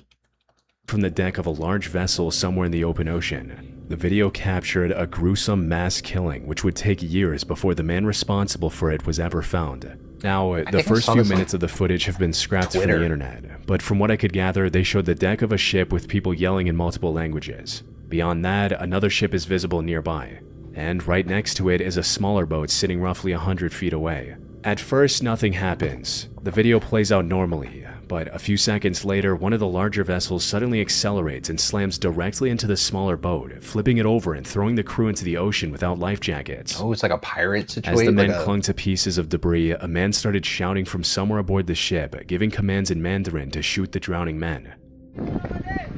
On video? Wait, on video? What followed was a savage massacre with 40 rounds of bullets fired throughout the duration of the video, killing one man after the other. Whoa. Even when one of the men tried to surrender by raising both of his arms, he was immediately shot in the back of the head. After the shooting stopped, the camera kept rolling, and it showed crew members on deck laughing and posing for selfies beside each other as if what had just happened was nothing new to them.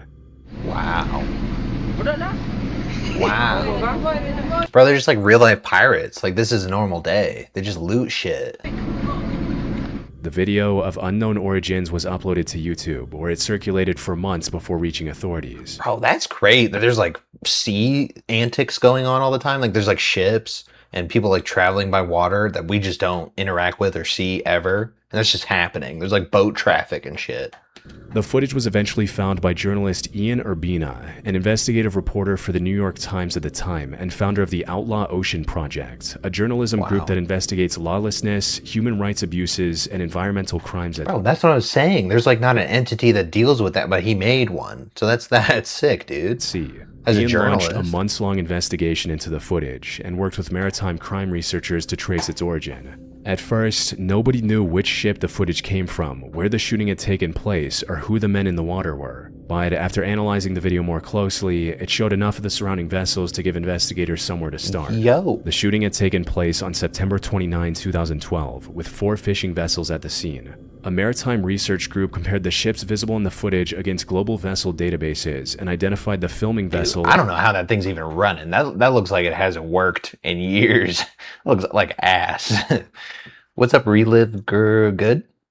Relive God? I'm not sure how to say that. What's up, dude? As Ping Shin 101, which sailed under a Taiwanese flag. That discovery completely changed the direction of the investigation. Under maritime law, a ship sailing under a country's flag is subject to that country's jurisdiction, even in international waters, which meant the people responsible for investigating the massacre should have been the Taiwanese government. Eventually, the Taiwanese government released an official statement explaining what had happened, or at least what seemed like the explanation at the time. According to them, the men in the water were Somali pirates who had fired on a fishing fleet. Dude, that's what I was thinking. Like, I mean, their behavior, I mean, what else would it be? And the shooting. I'm trying to support small streamers right now. You want a shout out next time I stream? That'd be sick. I wouldn't mind. I'll shout you out if it goes well. Was an act of self-defense. The incident had taken place in a part of the Indian Ocean that was infested with Somali pirates during the early 2010s. Oh, what do you stream, by the way? That would be interesting to know. So the fishing vessels operating there routinely carried armed private security for protection. This was a believable explanation, but looking closely, it had some holes. The first problem was that nothing in the footage showed the men in the water carrying any firearms. So I was going to say, I mean, we're looking at the view of what the pirates were doing, not, it's not them in the water. That's not what I was thinking at all. There was nothing indicating that they were pirates. And when analysts examined the debris floating around them, it did not look like the type of vessels Somali pirates were typically known to use. However, the contradiction that finally broke the official story came from inside the ship itself. In 2016, a private investigator tracked down 2 Filipino crew members from the Ping Shin 101, Aldrin and Maximo. Maximo was one of the men seen posing for selfies on deck after the shooting, and his testimony directly contradicted what Taiwanese officials had said. They didn't have any guns, only fishing equipment on their boat. It was wrong, people getting shot, but there was nothing I could do about it. Well, I mean, obviously, but I mean, you reporting it as like you doing something about it, you know? But I mean, yeah, it could have been just a rogue boat. Like, they didn't even have to be a person that, like, you know, was part of like the pirate thing. Like, that could have just been a normal boat and they were just like looting whoever that was. That would actually make sense to me. Oh, thank you for the follow, bro. Geometry Dash, you know, the cube jump. Yeah, dude. That's what's the GD in my users. Oh, cool. No, that's fun. I'm gonna play a game after this. I'd be down to play that game too. Well, I gotta go find some more people. For sure, dude. See you later. I will talk to you later. Using witness accounts, along with analysis of the voice heard over the loudspeaker, investigators were able to identify the man giving the shooting orders as the ship's captain, a Chinese national named Wang Fengyu. Wang had ordered 2 Pakistani security guards aboard the vessel to open fire on the men as they floated in the water. When it was over, at least 10 men were dead. Wait, so they know who did it? They know the guy that did it? Despite dozens of witnesses across the surrounding ships, no maritime law required any of them to report what they'd just seen. So, no one did. The bodies were... Yo, how? Why do you have to make a different law for the ocean for people to have to report like a murder? What? Law enforcement in the open ocean is limited, and jurisdiction is complicated. What? Is it like like jurisdiction-wise? Authorities learned of the killings only when the video turned up on a cell phone left in a taxi in Fiji. What? In a taxi in Fiji? Yo, who made that mistake? That guy's probably gone. Required any of them to report what they'd just seen. So, no one did. The bodies were never recovered, and for nearly 2 years, the killings went completely unreported, and was only ever discovered because of the footage found on the phone left behind in the taxi. Yo, that's actually a sick phone. Why did we switch to stupid touchscreens, bro? The sidekick, Oh my god, does that age me? Knowing what the sidekick even is? They don't make it anymore. Do you guys know what the sidekick is? Dude, this. This one, and it swiveled like around, not even like up. It was cool as shit. Dude, that was when I like really wanted a phone, like so bad. I was willing to do anything for a phone as a kid. But whatever, it's not that cool anymore. Everyone has one. By the time investigators identified the Ping Shin 101 in 2015, the ship had already sunk to the bottom of the ocean, and there was nothing left to examine for evidence. But the most disturbing detail of the case wasn't the shooting itself. It was what had happened just before it. According to Aldrin's interviews, the shooting in the video was not an isolated incident. Roughly 5 days earlier, Wang had taken the Ping Shin 101 to join 3 other fishing vessels in attacking a small sailboat. The ships circled the boat together, terrorizing its crew before taking turns ramming it until it overturned and sank. The unarmed men were then thrown into the water while they screamed, "No Somali, no pirates." Wang ordered the 2 Pakistani guards to open fire, and when they hesitated, he came down from the bridge, took a machine gun from one of them, and brutally shot the men himself. Between the 2 attacks, more than 30 people were violently murdered. However, when Wang was eventually arrested... Whoa, and the video only showed 4. Wow. Dude, that's horrible. So they weren't even pirates. He just mistook them for pirates? In August 2020, almost 8 years after the mass killing, only 4 deaths could be proven. And after multiple appeals over the years, Taiwan's Supreme... Dude, they all just died with no justice whatsoever. They all, like, wow. Just like trapped souls. That's horrible, dude. Court confirmed his 26-year sentence in January 2025. Unfortunately, the men who died have never been identified, and no bodies were ever recovered. Wow. But none of this answered the real question. Why had Wang actually done it? His official story was the one Taiwanese authorities gave to the press. The men were pirates, and the shooting was self-defense. That's what he But said. almost nothing about that story held up. His own crew told investigators the men in the water had no weapons. And even the Taiwanese court that accepted Wang's pirate claim convicted him of murder, because once the men were in the water, they couldn't fight back. So, bro, it has to be that he just used that as an excuse, like a self-defense excuse, saying like, oh, well, he was in danger, so I had to shoot them. But obviously that wasn't the case. Like, they didn't pose any sort of a threat. Oh, what was his reason? Digging deeper, there lies a darker explanation. The Ping Shin 101 had reportedly been illegally poaching off Somalia, stealing its fish. Maritime experts believe the surge of piracy attacks against foreign vessels in that region during the early 2010s wasn't really piracy at all. It was Somali fishermen pushing back against foreign ships stealing the fish they depended on for survival, which meant the men Wang killed may not have been pirates at all, but local fishermen confronting one of the foreign vessels stealing from their waters. Sadly, they were just trying to get their fish back and they thought you guys stole them? Or maybe you did. To this day, no one knows who those victims were or whether anyone is still waiting for them to come home. Wow, dude, that's so sad. On the morning of April 22nd, 2000... You just like never hear from your family again, like one of your family members, and you find out they were on that boat last, and you just never heard about it. It's been years. Wow. In 2012, firefighters in North Bend, Washington responded to smoke coming from a quiet suburban home on Southeast 159th Street. Holy shit. By the time firefighters put out the fire, it had only reached the kitchen. As they searched the house, they realized the fire was cover for something much darker. Inside the bedrooms, they found 41-year-old Lynette Keller and her 18-year-old daughter Kayleen, both shot in the head. 7 gas containers were spread throughout the house, and a plastic gas can had been placed on an electric stove with the burner turned on. Someone had clearly wanted this entire home to burn to the ground, but the fire was stopped before it could finish the job. The only person missing from the scene was the husband and father, Peter Keller. I mean, this looks like the kind of guy that would put a gas can on the stove while it's on to set the house on fire. That's so stupid. Like, I don't know. I just feel like that wouldn't work, and it didn't work. Like, I mean, I'm not trying to give him advice here, but I mean, that was a terrible idea, buddy. He was a quiet 41-year-old who worked at a computer refurbishing store where his boss described him as an excellent employee, and close relatives knew him as a good father and a loving husband. Peter had no criminal record and no history of violence. That's why you gotta watch them quiet ones, man. He wouldn't be an excellent worker if he wasn't like to himself a little bit. That's usually what they say. The only thing slightly unusual about Peter was that he liked to go on long weekend hikes by himself. But as investigators would soon find out, those hikes were covering up something Peter had been building for nearly 8 years. Serial killer? During their investigation, officers found an unlocked safe in one of the rooms. Inside were hand-drawn blueprints for an underground structure and hundreds of photographs documenting its construction. Along with this, there were hard drives where officers found footage Peter had recorded of himself just weeks earlier. This footage proved crucial in the initial investigation. In one of the clips, Peter can be seen walking through dense forest, talking about finally bringing some kind of project to an end. Well, it's about 2 weeks before the end. This is going to be my last video, probably before till after that.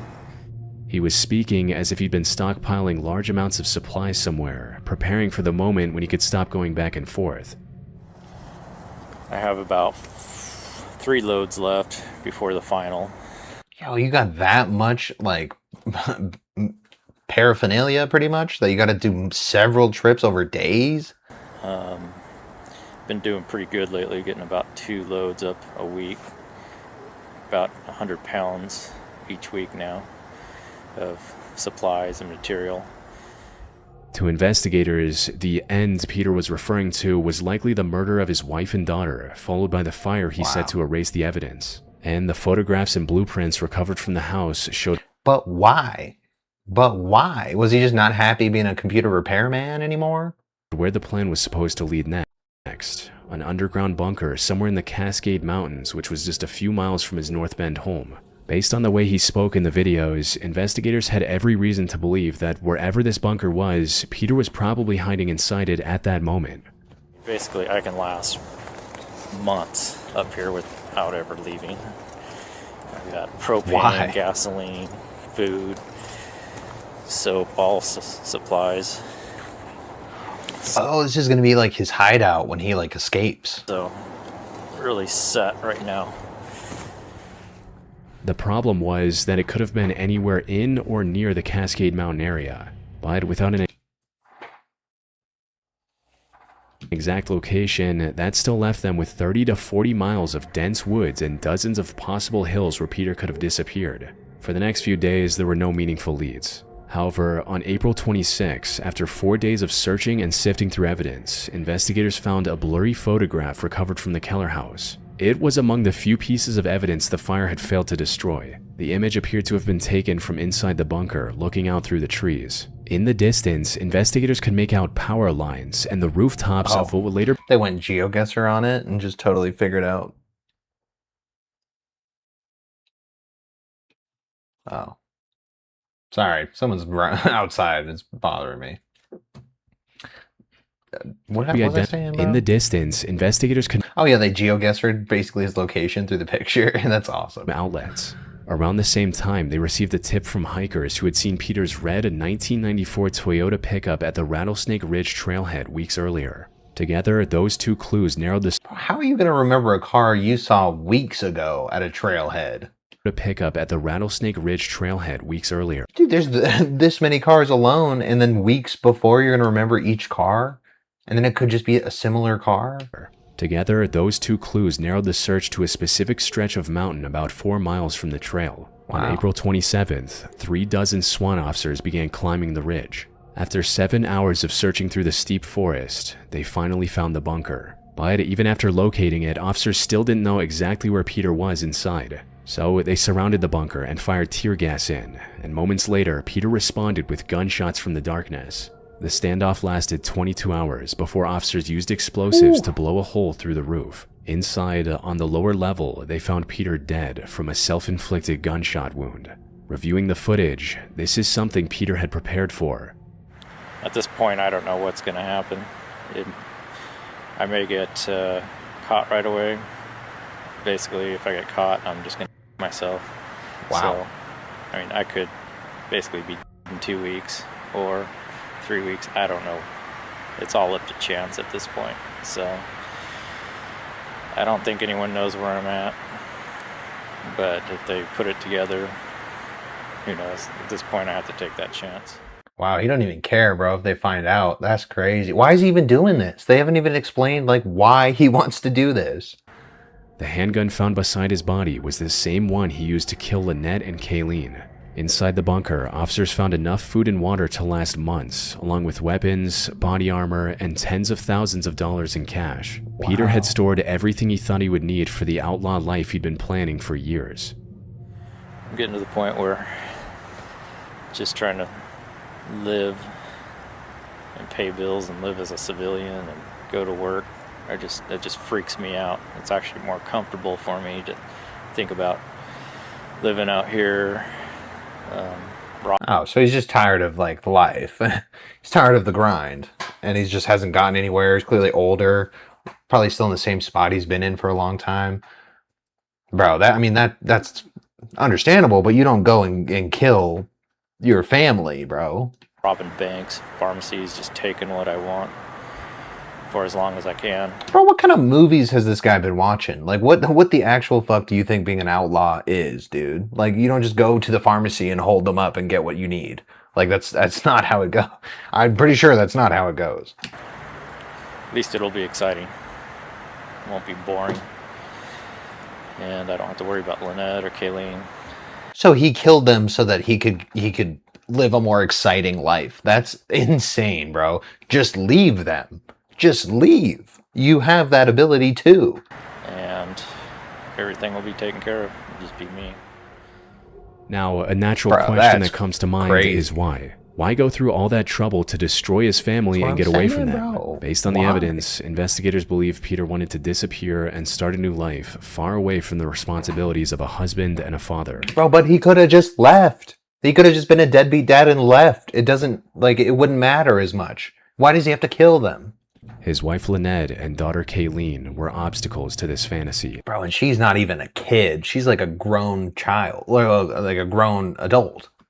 Well, before, a while ago, I used to sit here and think, this whole thing is just crazy at times, and then I'd think about it, and it would make sense, and it's like, okay, this is what I gotta do. But, now, I guess with time, I just think that way all the time, that this is what I gotta do. I don't even question it anymore. It just seems like... Yeah, bro, but he got this idea from like fiction, from like a movie, or something he does when he's not working, like some idea he came up with. Like, this is not even reality. You're delusional. Everything makes so much sense now. After the case was officially closed, Lynette's family used the money recovered from the bunker, along with the rest of Peter's estate, to establish the Kayleen Keller Memorial Scholarship Fund at DeJapen Institute of Technology. Dude. The same school Kayleen had been hoping to join before her father decided to end that dream. Wow. That's so sad, bro. That is so sad. That's one of the saddest stories, bro. Come on, man. She was probably right in the point of life to start doing shit. Highway 1 is one of California's most scenic coastal routes, carrying drivers along narrow stretches of road where the Pacific sits just beyond the shoulder. On the morning of December 30th, 2019, a man named Philemon Ledesma had been driving northbound near Gray Whale Cove when he witnessed one of the most bizarre car accidents. Shortly after 10:30 a.m., he called 911 to report that he had just watched a vehicle fly off one of those cliffs in San Mateo County. Officers arrived within 20 minutes and found tire tracks at the edge of the highway leading toward a drop of roughly 40 feet into the Pacific. But below it, there was absolutely no evidence of a vehicle or driver for officers to recover. With nothing in the water and only Philemon's word to go on, officers needed some way to confirm what he had seen. They scoured through Philemon's car and noticed a dash cam he had installed years earlier. I feel like most people, if they got to this point and they'd be like, bro, there's nothing but your word here, they would just stop looking. They'd be like, well, if you have evidence, we can do more, but we can't do anything right now. That's what they would say, dude. What do you mean they went and looked in his car? Bro, when do they do that? When do they go the extra mile? They don't give a fuck. It's just, I get it, because there's too much going on and not enough, bandwidth, but, I mean, what? Earlier. On it, they found footage of the accident, and it was just as bizarre as he described. Oh.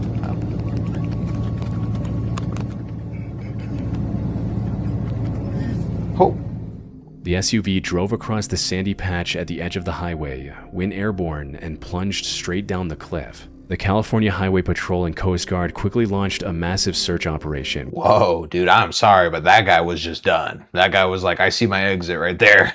I'm taking it. I'm sorry to make that joke, but damn, like that's crazy. On the cliff. The California That didn't even look like an accident. It looked like they intentionally sped up to go through it. Highway Patrol and Coast Guard quickly launched a massive search operation with local fire crews and deputies combing the area by land.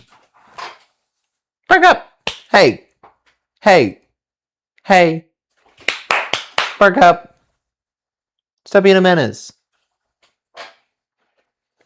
I'll feed you in a minute. Just hold on. Sea and air. Later, they found vehicle debris in the water below, but unrelated to that specific SUV. 2 days later, the footage was released to the public and went viral across the internet. But instead of bringing in leads, I just wonder, like, I get them waiting to give the information out, but wouldn't it be the most helpful if everybody had that information right when you guys got it? You made sure it was good info, and then you let everybody know. Why does that take till the next day? It created a new problem. Over the following weeks, people started picking the footage apart frame by frame. Some focused on why Philemon kept driving even after the SUV went over. Others couldn't understand why someone would drive straight off a cliff into the Pacific. You're gonna blame the guy that caught it on camera? That's insane. That's ridiculous. I mean, he at least caught it on camera. What are we saying? Oh, he should have stopped. We don't, bro. And before long, a growing number of people began claiming the video had been deep-faked. Many just couldn't understand how no trace of the car or driver was found, as if they had just disappeared. But California Highway Patrol quickly dismissed these claims. Experts like Shamir Alibi, founder of the deep-faked footage detection company Amber Video, also suggested that the footage was most likely real. So then how had a... Bro, he's not even sure? He just said most likely real, and he's the head of the whole motherfucking thing? Vehicle gone off a cliff in broad daylight and somehow left investigators with no physical evidence that could tell them who was inside or where the person had disappeared to. Well, something a lot of people didn't take into account was just how drastic the terrain is off this stretch of highway. Just beneath the cliffs are jagged rocks, thick brush, narrow ravines, and violent surf that can hide or pull apart a vehicle within minutes. In many places, once something goes over the edge, it disappears into a maze of coastline that rescuers can barely access even in daylight. Which is why it was so surprising when the case actually had a breakthrough.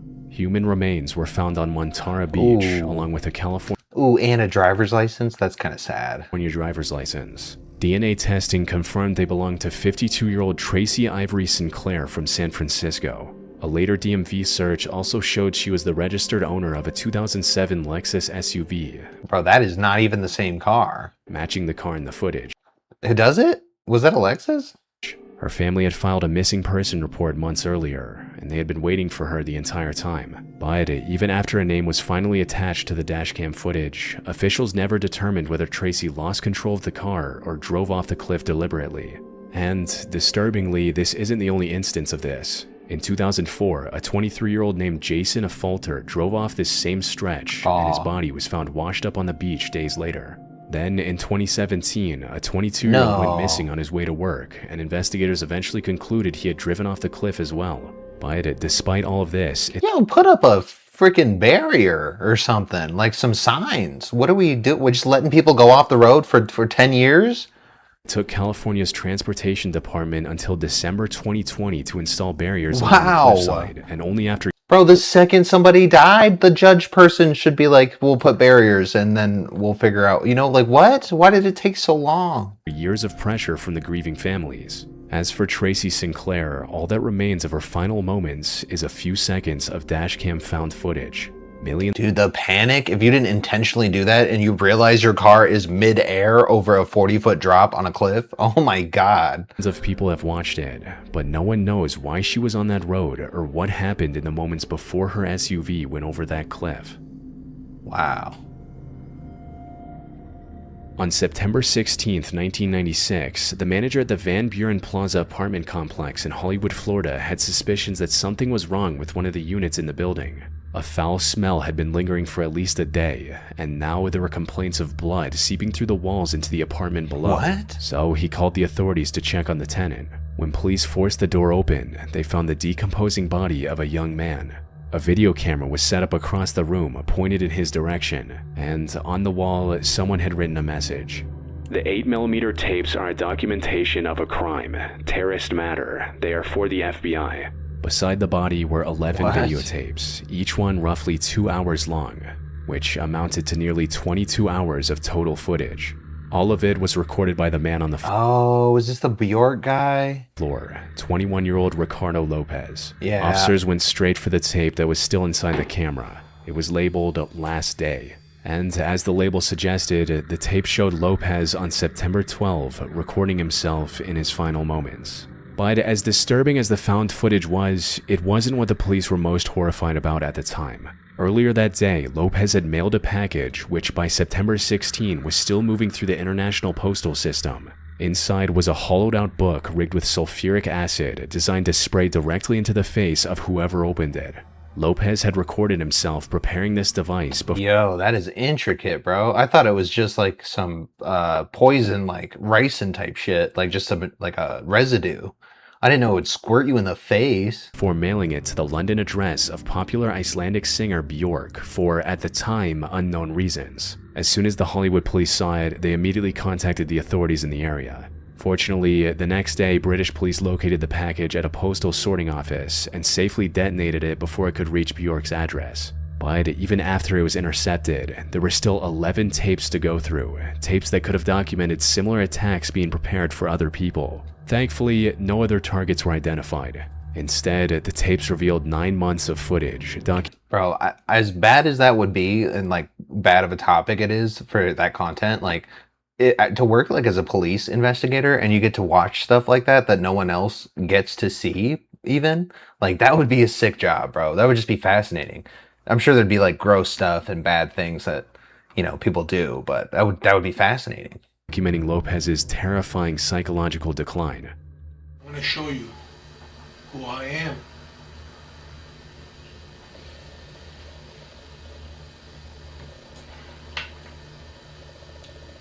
Oh.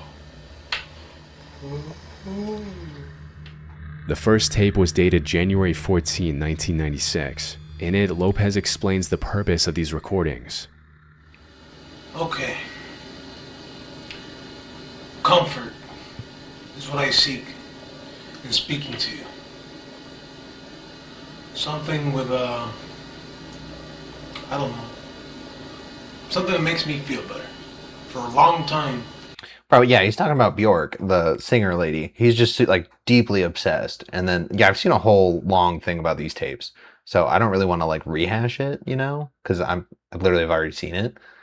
Except this part, bro. I didn't see him making the bomb. The tapes narrowed almost completely around the device and how he'd deliver it.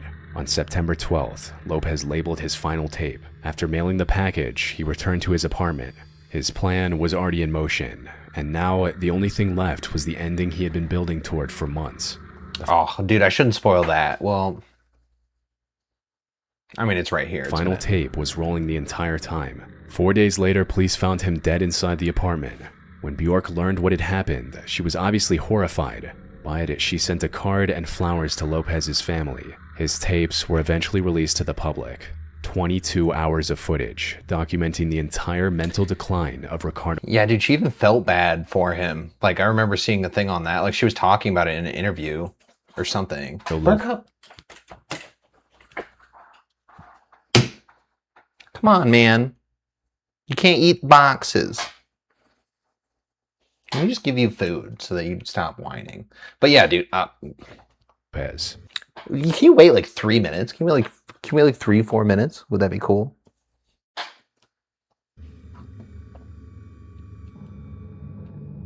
On the morning of— Bro, we're not even gonna say the coolest part. Dude, he like, you know, took himself out, but he had a poster that he was gonna put like this is like a masterpiece thing. He wrote some stupid text on it, and he was supposed to like paint himself on the picture, but he totally missed, and none of it hit the portrait that he set up for that, which is crazy universe shit, dude. Have you ever, like, that's messy, bro. Like, and it didn't get on it at all. Like, that is, to me, the coolest part of this whole story. But I guess we're not going to talk about that.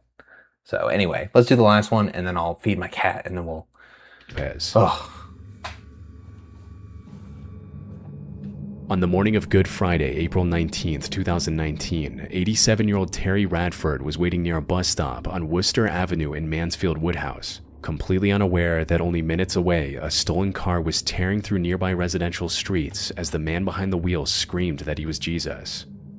I'm Jesus! I'm descendant of God! And you lock me up! Watch this! Holy shit. You think I'm strong? Wait until you meet my... Terry was a retired teacher who had spent much of his... that's this guy? What happened to him? He don't even got no liver spots, bro. How is that picture of him?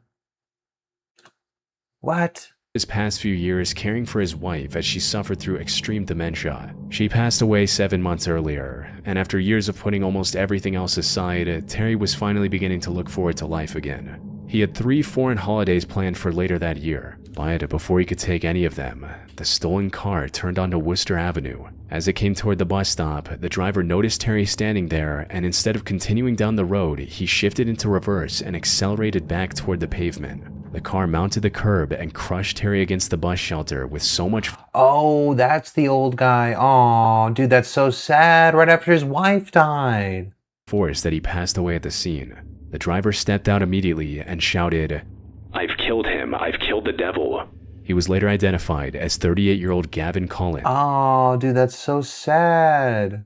Collins had been released from prison less than 24 hours earlier with an electronic tag around his ankle under the home detention curfew scheme. This policy allows low-risk inmates to serve the remainder of their sentence at home while transitioning back into the community. What? Why? So you let him go? Whoever eligible to HTC. A decision can be made to refuse HTC even if someone meets the eligibility criteria. So y'all, even if he met it, y'all could still deny him? But when Collins' friend collected him from the prison gate on April 18th, something about Collins' behavior seemed wrong. He was talking strangely and acting as if he was on drugs. By the next morning, that behavior had escalated into something far more alarming. Collins walked into a neighbor's house, threw a bag of prescription medicine on the floor, and started unplugging electrical items, claiming they were the work of the devil.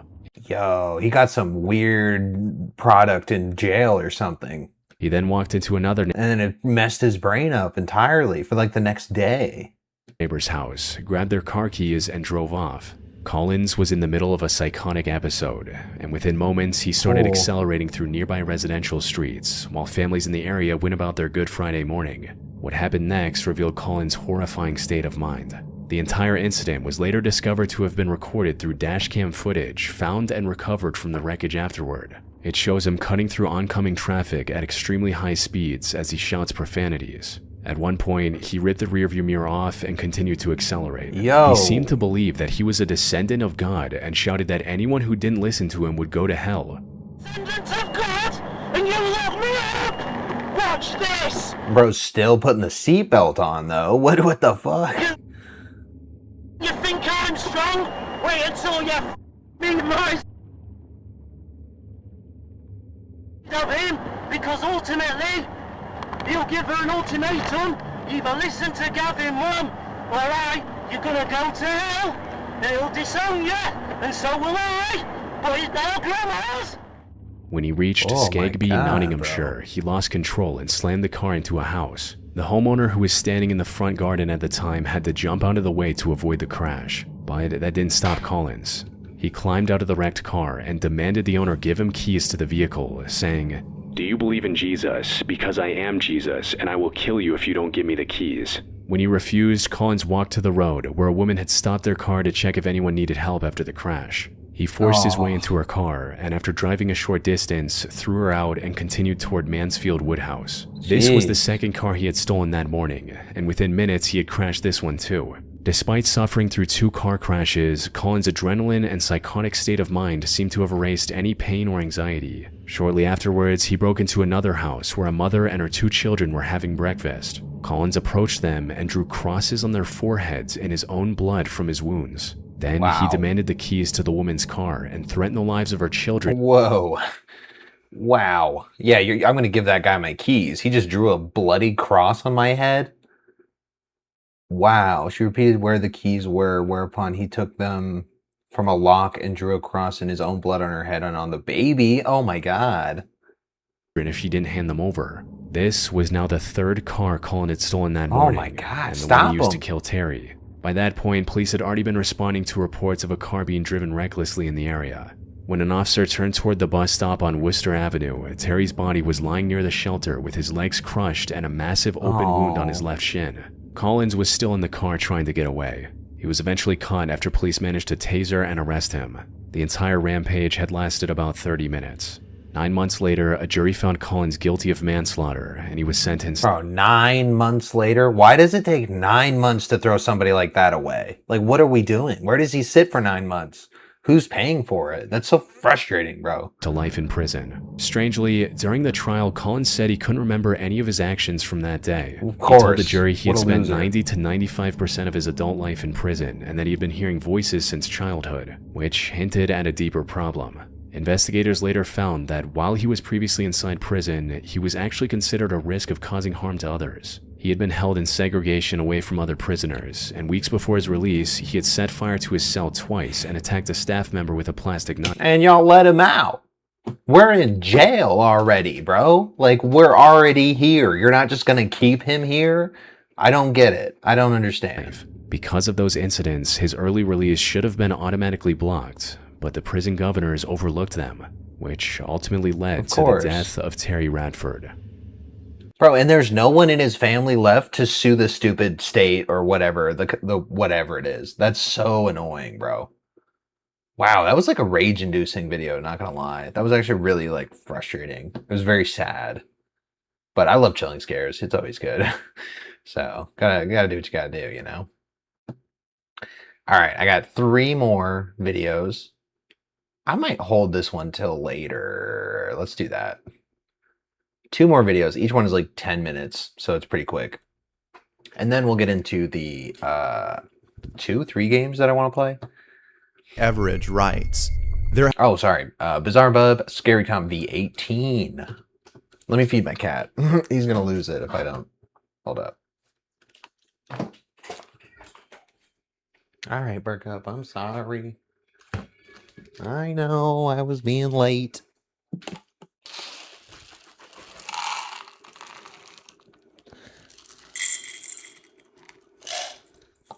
There you go. Happy cat.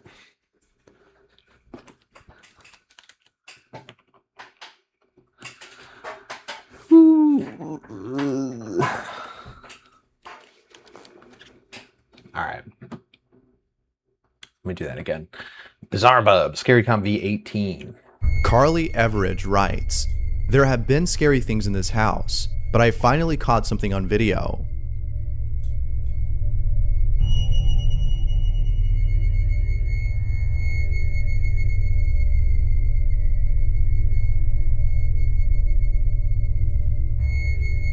I mean, that was smooth. That was one speed the whole way. That could have been a draft.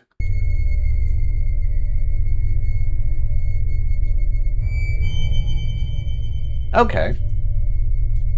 It's one thing to live in a haunted house, but it's another thing to have a ghost that does this while living rent-free.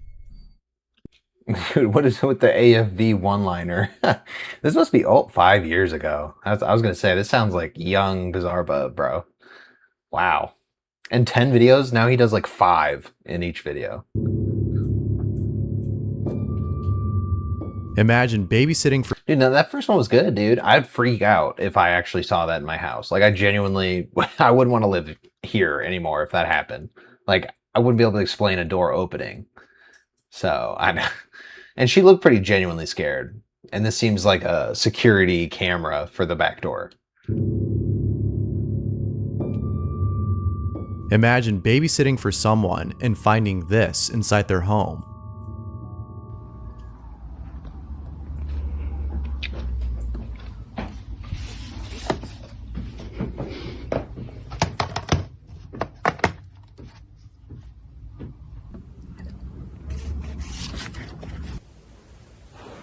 This is just a setup. Come on, this is stupid, bro. What is this, like a low-budget horror movie? Come on.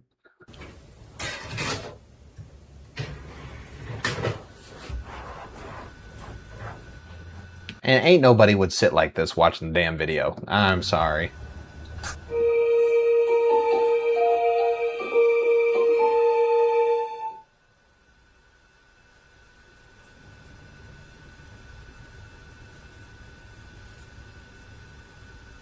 Bro, she's just acting. Come on.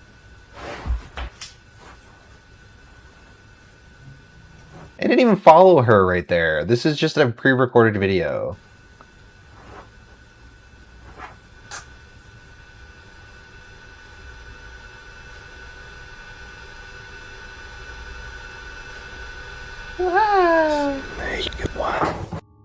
That was so stupid.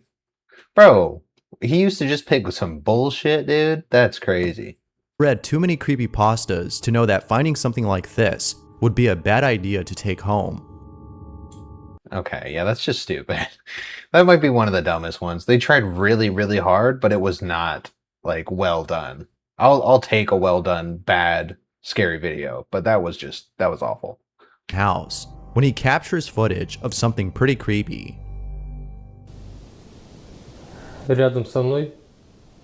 Ты готов со мной поговорить?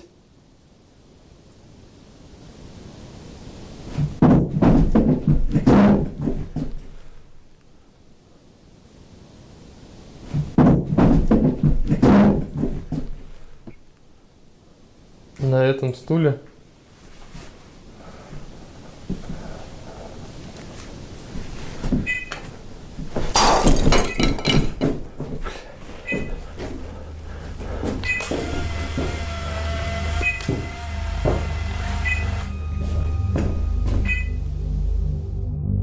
The pentagram on the table should have been a red flag. I don't know. Part of me thinks he's just like juicing his video because he's got so much equipment and stuff. I mean, this is not a one-time thing.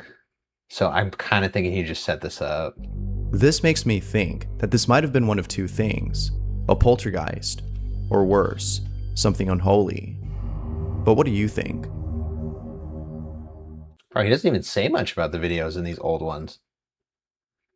I don't know. It was okay. Let me look at the first one again. See the problem with this? You can see this part of the chair right here. And then... Where is it? The second angle.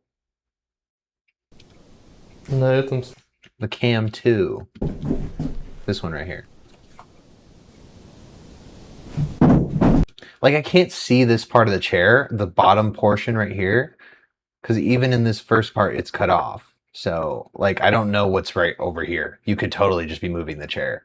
Like, it's a little too easy for you there, bud. But, no, that one's super lame, dude. We're 0 for 3 right now. I mean, the first one was actually good. I'm not going to lie. First one, I can't explain that. So, I do have to like it for that. I forgot. So on eBay, there's these dolls that are called timeout dolls.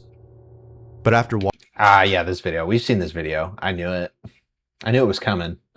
This one is fake. We watched it in another video, and I did a whole thing on it. So sorry if you didn't see that video. You can go watch it.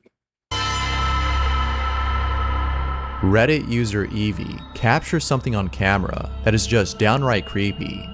Evie writes, "Recently I've been hearing bangs and creaks in the night, and I've been putting it down to the floorboards expanding with heat.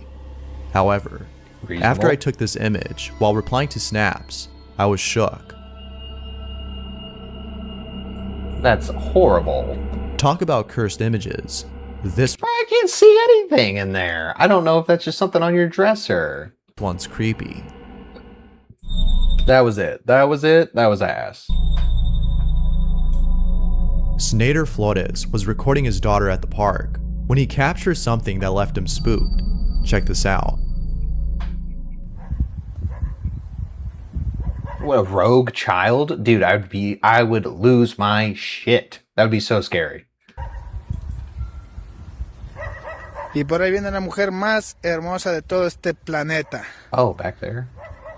Enojada. Y enojada. Oh, May. Algo se corrió detrás de ti. Devuélvete para atrás a ver qué es lo que fue. Yo te sigo. Por aquí se movió algo. Por aquí, por este árbol. Bro, I did not see anything in that area at all. I missed it. Mueve las ramas. No hay nada, ¿no? Por aquí se movió, pero... Ven, vamos a buscarlo más acá. Snader didn't realize that in the distance, something was approaching both him and his daughter. But then something else catches his attention. Behind the bush, something moves. He probably thought it was an animal, but after rewatching the video, it seems like this might have been an actual person, maybe a child. The weird thing about this, though, is that the supposed child just disappeared. It's not a child, though. Like, we're just assuming now it's a child because you saw one little... It's... Bro, that could be like a piece of the branch in the back that's like swaying. Like, that's not insane. And there's other plants. That could be another plant that's like being blown over. Like, dude, let's just be rational. Like, why are we just assuming it's a demon ghost child that didn't appear on the other side? He probably thought it was an animal, but after rewatching the video, it seems like this might have been an actual person, maybe a child. No, wait, no, because, wait.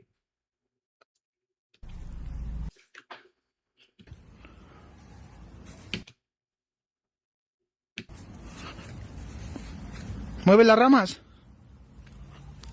No hay nada, ¿no? Well, look down. Por aquí se movió, pero... Ven, vamos a buscarlo más... Okay, well, I can't tell from what his angle is. It's ass. Is swinging on its own. Okay, what? Where one of the swings is swinging on its own. Okay, I feel like we're just putting things together now. Like, I feel like we're not even focused on one thing. We're just making up whatever we want from that video. That's too much. I mean, video was kind of ass. Oh, hold up.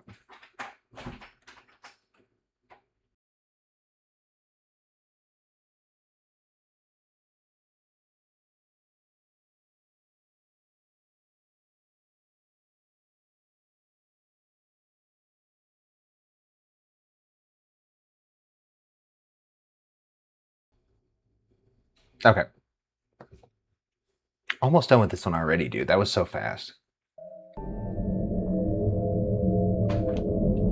This is what someone caught on their security camera. Could this be a humanoid creature? Ugh, this is just going to be a Ring camera glitch. I already know it. Or something else? Yo, that was it. Whoa, whoa, that was it? Security camera. Could this be You cut it out? Was it copyright or something? What the fuck? a humanoid creature or something else? I know, that's just a Ring camera glitch. And I don't know why it's 2 seconds long, this segment. Ever since lockdown, there's been a lot of people hopping on Omegle. Ooh, that shit's banned now, huh? I think you can't even show the interface. I'm just gonna skip that one. Whoa, what a terrible end to the video. 2 was like 2 different clips and they were both cut up. So I don't know what happened. Eric Gunner was conducting a paranormal investigation inside an abandoned school when he captures something that he didn't see at the moment. Déjame hacer rápido una foto. Espérense.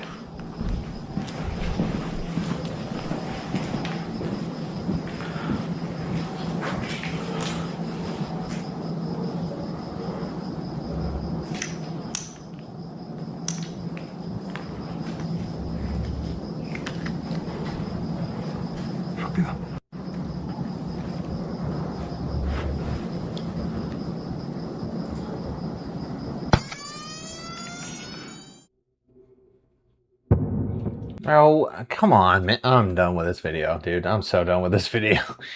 Okay, that one was terrible, dude. He used to make some really bad ones. Wow. I mean, that was 5 years ago, so let's give him a break. But man, that was horrible. Not gonna lie, that was a throwaway one for sure. Whatever, it's fine. All right, last scary video, and then we have games. So I'm excited to get to that.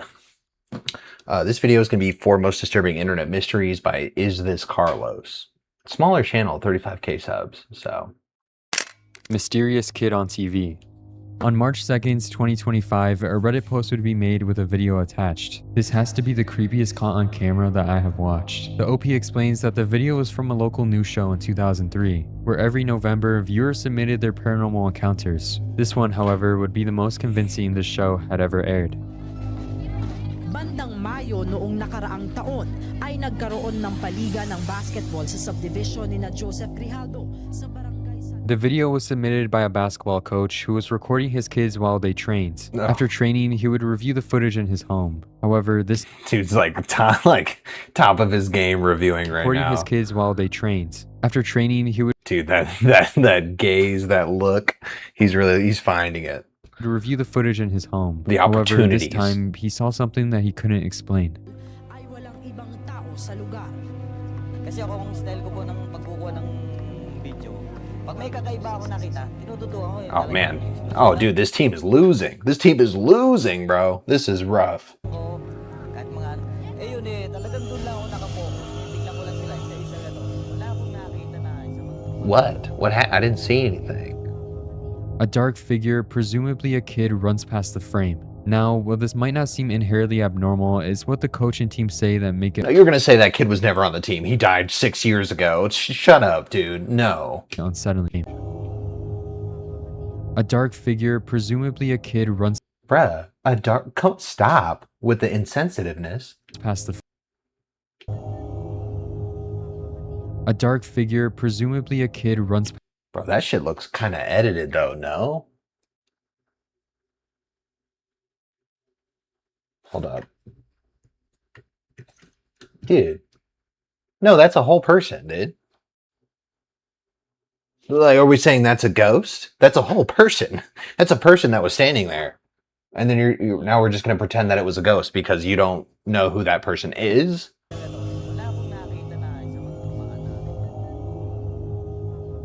A dark figure, presumably a kid, runs past the frame. Now, while this might not seem inherently abnormal, it's what the coach and team say that make it unsettling. He was shocked as he never physically saw that person that day. So he— How would he know? How would he know?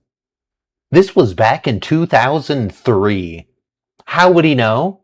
How would he know? I'm confident he does not know that for sure. called the kids on the video to watch the tape. The children were shocked and had the same reaction as the coach. They even said during the interview— Okay, well, he's just going to say that. He's just going to say, oh, the children thought the same thing. Because he's the coach and he thinks he speaks for everybody.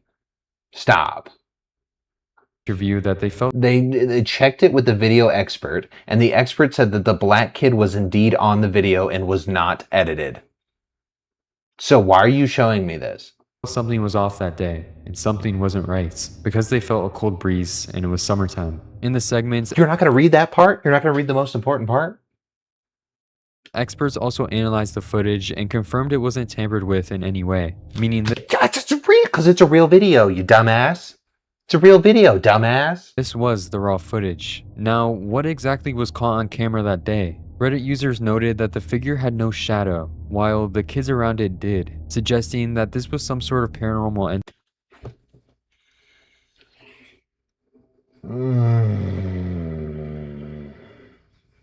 I hate this. I hate this video right off the bat. Like, how dumb is the next one gonna be? Online, it's argued whether paranormal entities can cast shadows, and the possibility— No, bro, no. What? Dude, no. Hold on. Because you can't seem to get— Bro. And the expert said that the black kid was indeed on the video and not edited. They didn't say the video was not edited. You completely did— I don't know, bro. I can't help you there, bro. I mean, if you missed that— feeling off. Many people speculate that's unreliable, especially in chaotic environments. Is this what are we talking about, bro? The team's report of a cold breeze and feeling off. Many people speculate that when you randomly feel—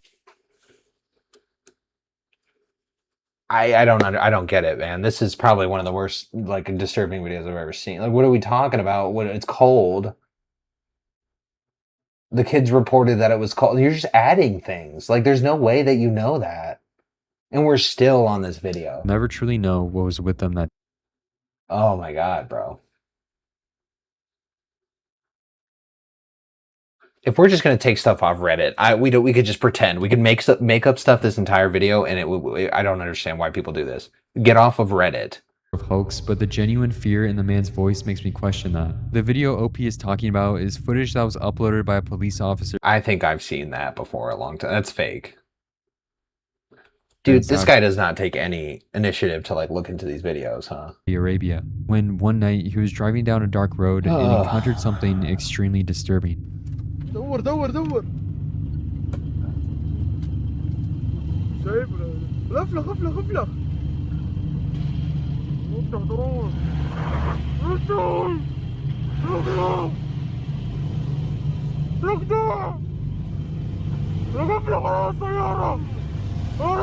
Bro, this is just silly. Like, this is genuinely just stupid. I haven't even really been paying attention. It's so stupid. Truth remains unknown. And bro, he spends like 4 minutes on each one, and it's just not necessary. Like, whoa. POV, it's the 15th of January 2018, and your dead grandma calls you all of a sudden. These videos would then depict the following voicemail.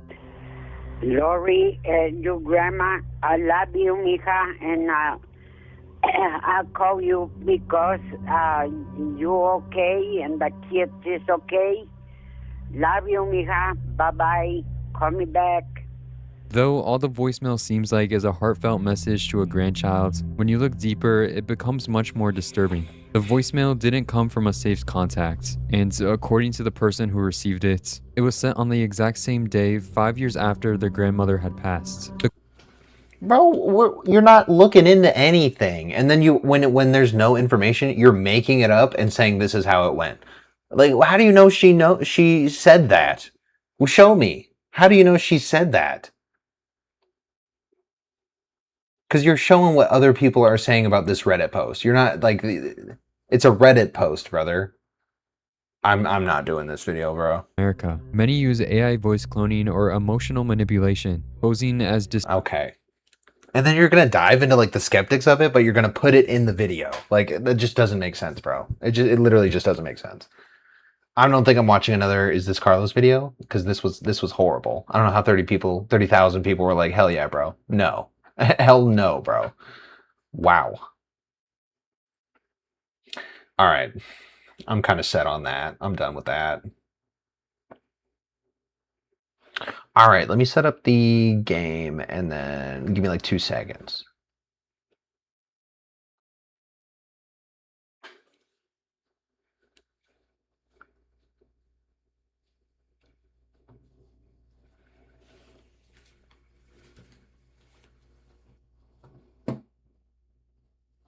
Okay, it's starting, but actually I have to pee again. So, bro, I've been drinking. It's 7. Oh, dude, it's 8:30. Oh my God. You think coffee is a bad thing to be drinking right now?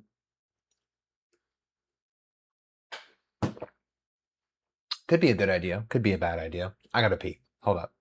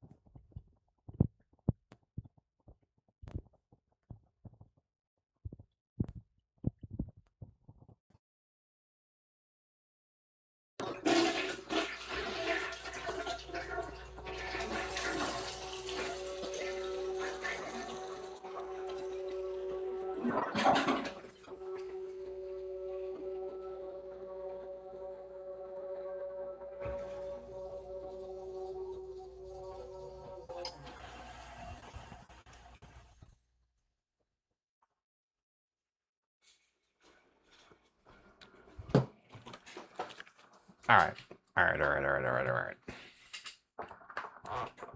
So, this game, I don't know why it says room 4. It says just a scare, and then it says room 4. So I'm guessing this game is called room 4.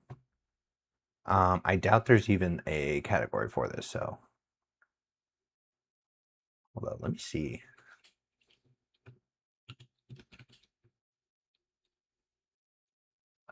No, I don't think there is. Whatever, that's fine. Okay. Okay. Room 4. Is there any sound? Oh, literally just graphics. Okay.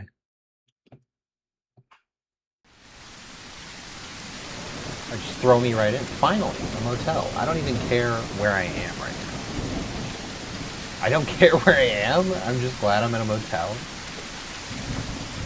Okay, can't go through there. Alright, what do we do? Do we check in? Get a room? Just walk here, bro? I don't even have a car.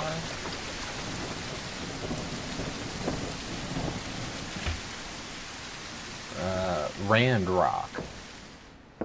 Ooh, this is outdated, my friend.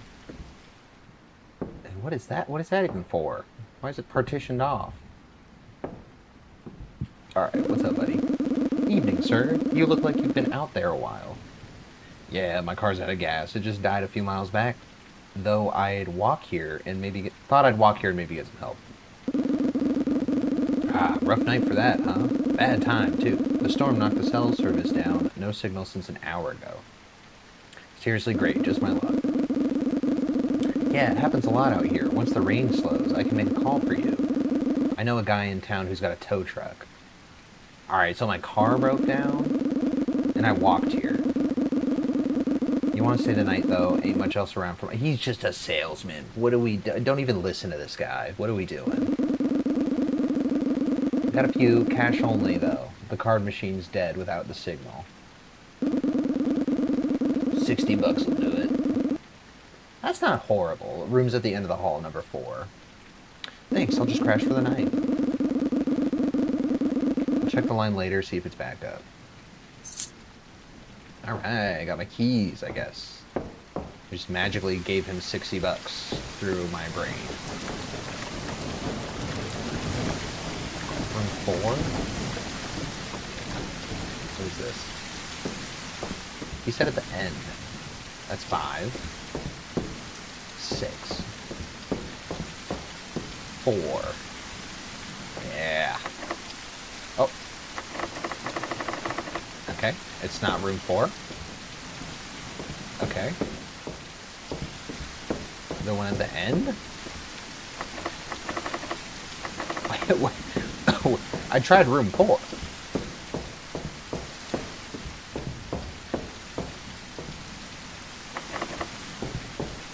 It's gotta be this one. Bro, did you give me the key or not?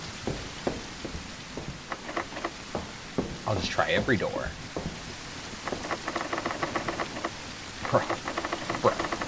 Bro.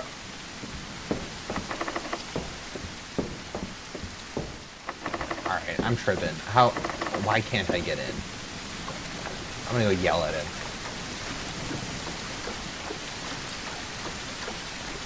Alright, buddy. What's going on here? What kind of nightmare? I can't even talk to him. Am I just stuck, bro?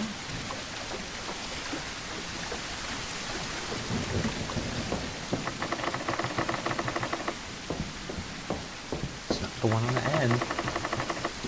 And it's not number 4. It's not number 3. It's not number 4. Bro.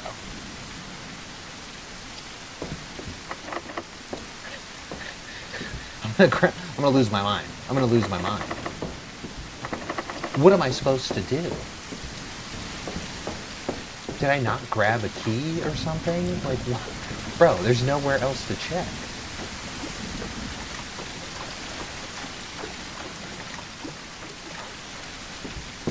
Sir, I'm going to need a key. Sir? Okay. I don't know. I don't know what to do. Bro.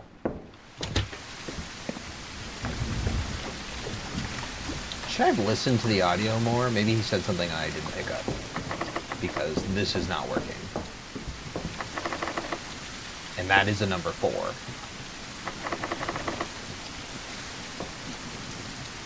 And I can't even escape? Like, what am I supposed to do? I'm going to redo it because I don't know why. I don't know how it's not working. I don't know if I just got, like, I soft locked it or something. Alright. Let's go get the stupid key from the stupid guy. We spam through it.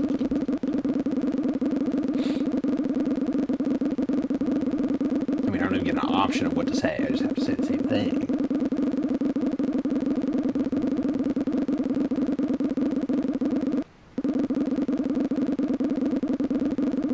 You'll want to stay the night, though. Ain't much else around for miles, and it's getting cold. Good idea.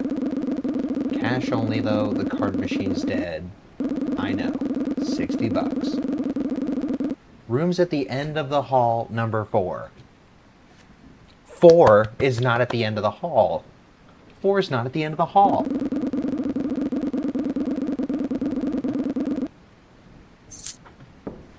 Okay, he gave me a key because it made a fucking noise.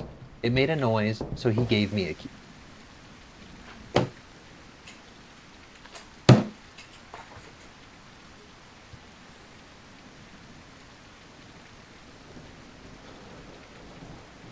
It was on the table.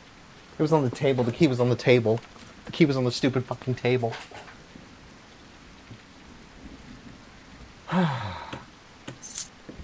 Let's go to number 4.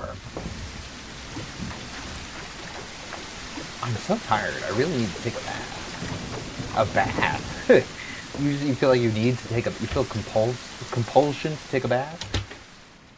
Oh, finally. Oh my god. What? Oh no, dude, I want a refund, bro. What is this? What is this wing action you got going on? What do I have, a Superman bed? What is this shit? Okay, whatever. It's $60. It's one night. It's okay.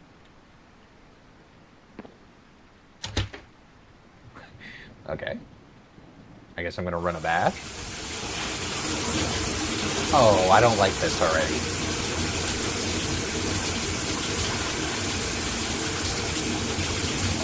Can't do anything. I can't even look. Someone knock on my door. Oh, I just hop out like a ball. Oh, wow. Okay. We don't need a towel or nothing. A post-shower situation. Okay. Let's go to the door. Oh. Alright. You don't work here. Evening, sir. Just checking in. Everything all right in there? You need anything? No. No, buddy. I'm good. Have a good... You too? Nah, I'd be watching them. Where's he going? You better walk the right way, buddy.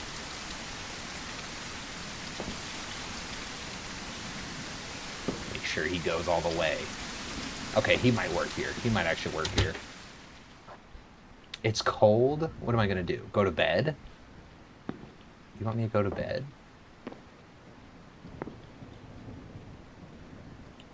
Okay, let's not go to bed. What is that?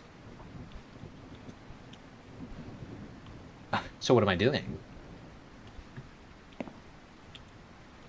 He said it was hot, or it's cold, so I need something hot. Oh. Well, done that before. Took hours to get out of that. Oh, wait. Dude, what am I gonna get that's not cold over here? Hey, buddy. Oh, I don't want to ask the guy who just said if I need anything to go to him. Alright. It's gotta be in the room. It's not clear what you're supposed to do in this game. I feel like they could make it more clear. Okay, what am I doing? It doesn't even work. Bruh.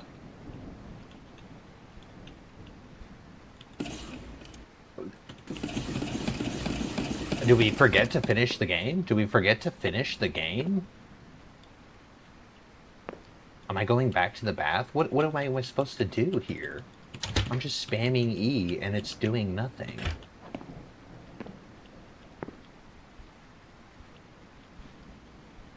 Dude, this game sucks. Do I go to a vent? Is it like a vending machine or something?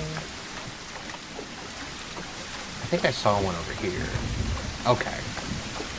Maybe this is what I... Okay. Good. My God, dude.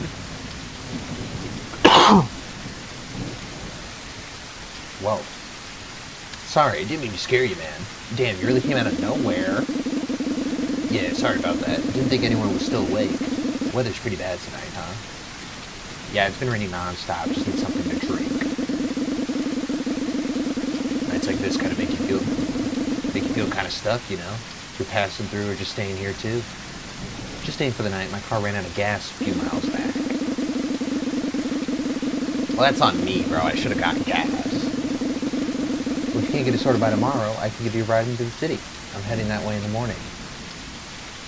Everyone's too nice over here. I've been staying here for about a week. Came out here for some work stuff. Press conference. Actually, I'm a journalist. Oh, that explains it. You're not from around here then. Nah, not really. Just counting the days till I get back home. Honestly, the place is a bit too quiet for me. Yeah, I can see that. Anyways, thanks again for the offer. Yeah, I'm not dealing with this guy. Don't stay out too long. The place gets kind of creepy when it's this quiet. Let's hope the storm calms down by morning. Good night. Bro, let me get my drink. And that's it. Did I get it? Is it in the dispenser thing? It's gonna do that to me, huh? Alright, I need to go to bed. Alright, 1, 2, 3, and 4. Right here. Oh, I left it open. Whoops. Let's go to bed. Space to get up. Why did I wake up? Maybe I just need to use the bathroom. Oh no. Oh, here we go. Oh, that was it? Okay. Alright, we did it. Close it up. Back to bed. Oh. Slept like a baby. Straight through the night. Bro, I already woke up and used the bathroom. What do you want me to do here? Did it just glitch out, or what? No. We made it through the night, dude. There we go. Alright, I think it, like, glitched. This is actually kind of nice. Alright, what's up, buddy? Good morning. Morning there. Sleep well? Yeah, kind of. That guy from last night, the journalist, is he still around? Oh, him? Nah, he left early this morning. Said he had some work to take care of in the city. He told me he was staying the whole week for... That's not what he said. Gets to change his mind. Folks do that all the time. Oh, and about your car. Had one of those local guys check on it this morning. The mechanic's working on it right now. Thanks. Any idea when it'll be ready? Should be done tonight. You'll be all set to go before dark. No problem at all. Just try not to wander too far. Weather's getting ugly again. Thanks, bud. Is that the whole game, bro? Am I just, like, gonna wait for my car to get fixed? Bro, what a nice motel. I could just leave my door open and everyone's, like, chill about it. What's that? Oh. TV? Oh, we just binge TV until the nighttime. All right, let's go get our car. This is a full-service ass motel, man. They're doing everything for me for $60. Getting the whole experience. Evening, everything all right? Just wondering about my car. It's getting pretty late, and no one's shown up yet. Ah, right.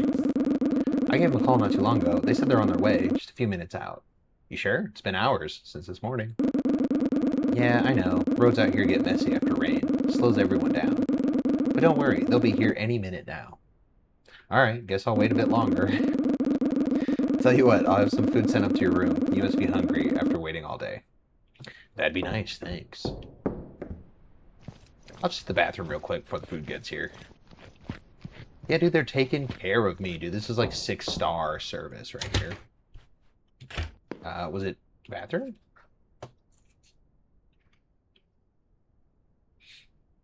Oh. Got a visitor. Good evening, sir. Here's your meal. What is it? No problem. Hope it's still warm. Anything else you need?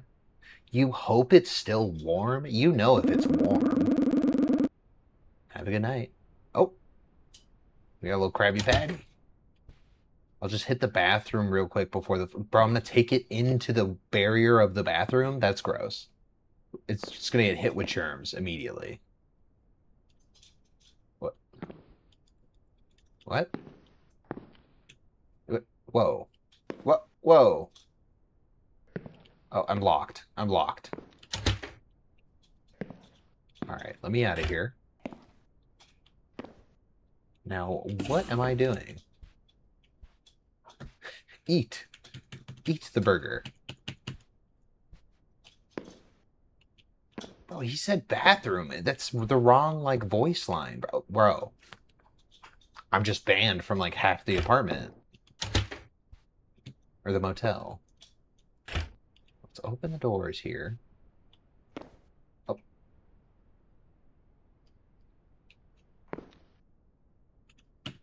Okay, it's not in there.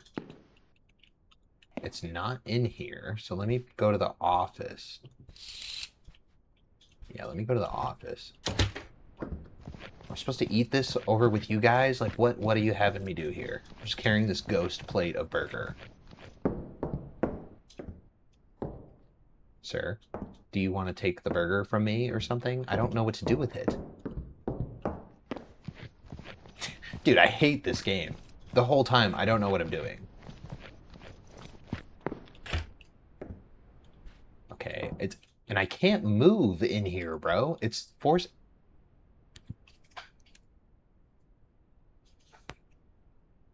I hate this game, bro. Oh. Okay, it's not the bathroom. What am I doing, bro? What am I doing in here? Do I just eat it off of here? Get something to drink. Again? Your thirsty ass.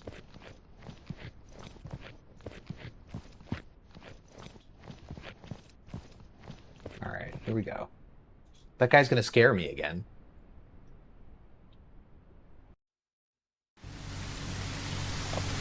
Yo, it took that long for me to get a drink? Okay, the burger's cold now. It's gone. The repeatability, I'm sure, is just not there. I'm sure this is like a Wendy's quality burger. Yeah, no, dude, it's... I should wash my hands.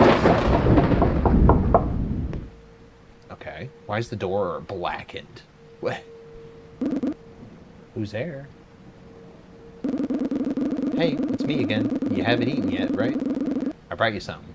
Thanks, but wait, what about the car? You said they were coming. Yeah, they're still on the way. Just open up first. You shouldn't stay in the dark like that. I'm fine here. Just tell me when they get here, alright? Come on, man. I'm telling you, it's not safe inside. Let me in. What? I said I'm fine. Just go. What is wrong with you? I'm trying to help you. Open the door now.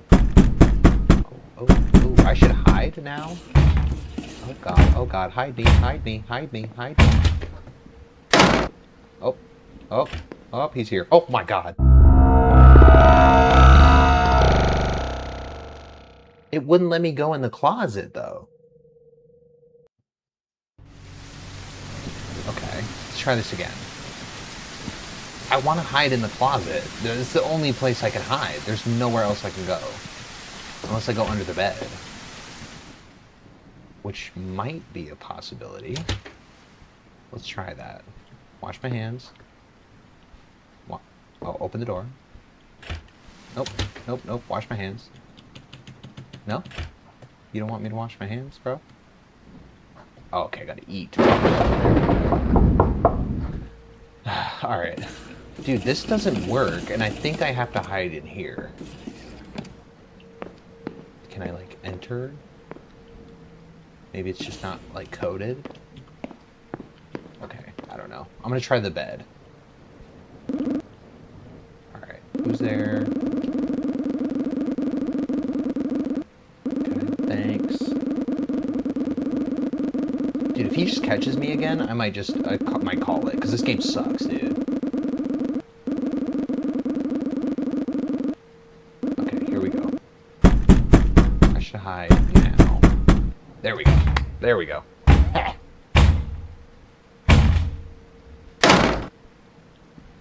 Oh, it's him. It's the sketchy guy. It didn't even look like he worked here. I didn't think he worked here.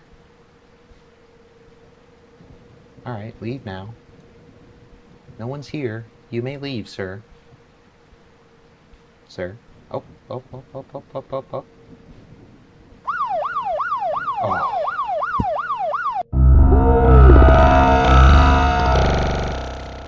Oh, okay. That's fine.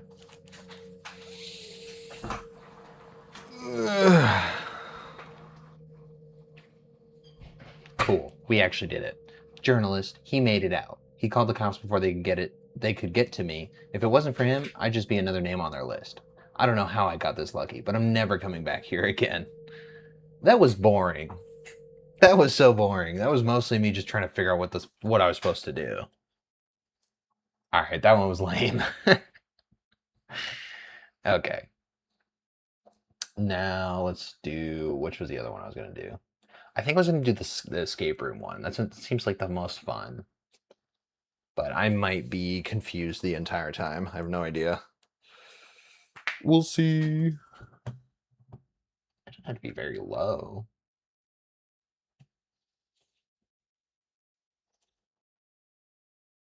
Ooh.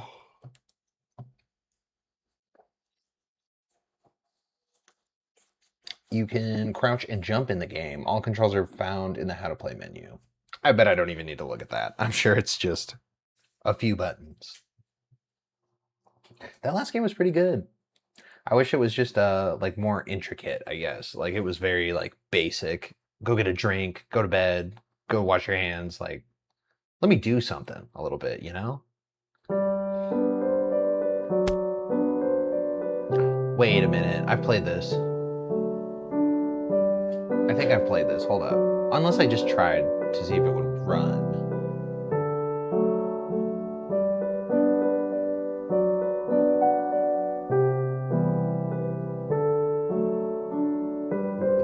We don't need the tutorial, right? I mean,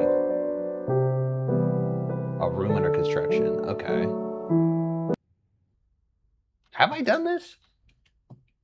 Oh, bro, I tried to do this, and I did not do well. So let me just try it again, bro. I literally don't remember how I was supposed to do it. I don't think I ever even got out of the room. So let me see what I can do here. Oh. Okay, so we have a height item. Okay. A bottle of wine. Don't know why we would need that. Okay, what's that? Oh, an empty box. Okay, an empty box. And then a watering pail. Okay. A plant, and then a board game. Or what is this? Oh, money.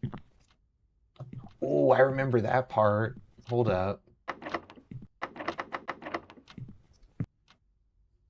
Okay, so we have the money in the box. Let's keep that in mind. Bro, it was a puzzle. There was a puzzle behind this thing. I don't remember how far I got, bro. Oh, what is that?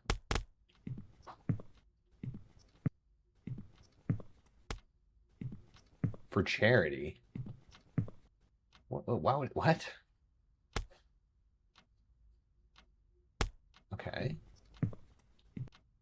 Did I ever figure out the puzzle? I don't think I did, bro. I think I just, like, left it.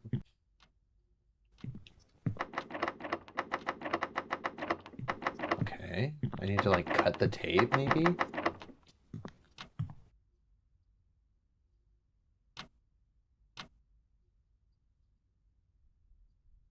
Oh, I, like, turned the clicking off.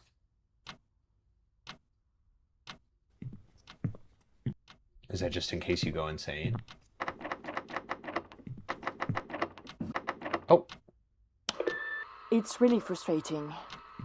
We've such a high demand for our goods, but we can't deliver fast enough. We have to optimize before we lose customers. Alright, I'll schedule a meeting with Simon next week. Okay, maybe I'm being paranoid, but I got the feeling someone is watching me. This man. He keeps popping up wherever I go. I think I saw him first at the casting. What if he's a... I need to take precautions. Wait, what? Just in case. I guess the hairdresser is not coming today. Again. This is so annoying. If this happens one more time, I swear he won't get his money. Selling cold. We're meeting tonight at our cafe. Let me try to get up here. Oh, there's a key. Is that a key too? I really like her. There's a key right there too. Hold up. Bro, this is easy. The police are here. I think we've done this part, a man yes. tried to break in earlier today, and someone was with them who claimed to have rescued me. What the fuck? Man, Monday night? Like a normal person and even offered an invitation for dinner. What was I thinking? That could be dangerous. All right, let's put the money up here. Hold up. Oh my god, what should I do? Good thing I've prepared Let's for just this. open it. Oh, where'd it go? Oh, it's just floating. All right, that's fancy money right there. All right, we have stacks. We got stacks. Oh, ooh, I threw that down with some force, bro. That was sick. All right. I don't know if we need this box. So what am I doing?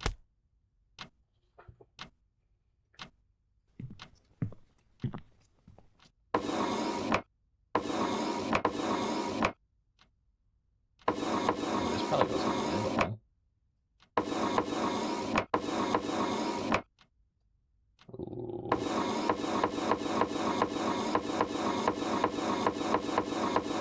There we go. Okay. And then maybe?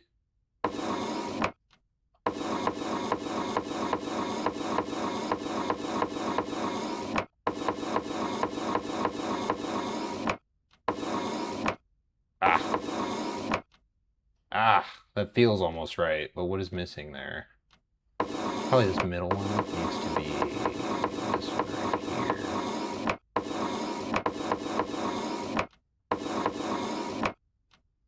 Switch those.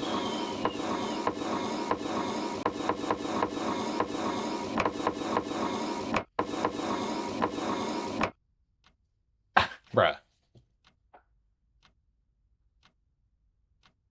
Does the circle go on top? That would make the most sense.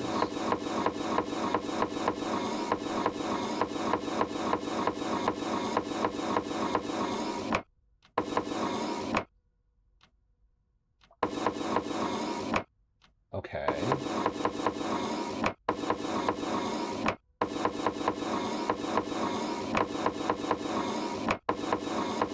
There we go. There we go. There we go. Okay. I guess this in the middle, right? Well, as middle as it can be.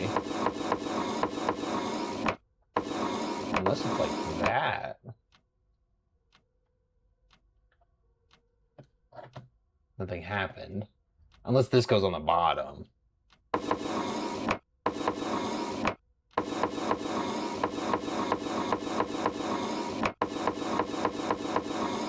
Shoot, dude.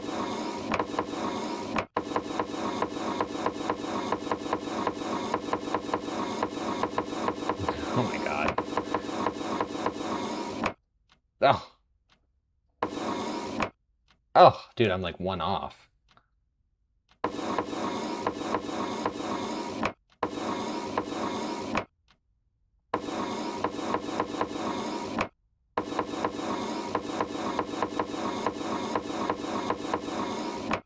Damn it, dude, I'm all wait. Oh. Oh.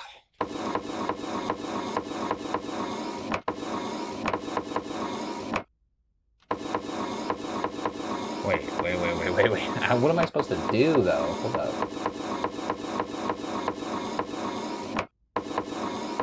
Okay, then I gotta switch those two. Fuck! Okay, what goes on top is blank, right? Wait, what goes on top? Or is top blank?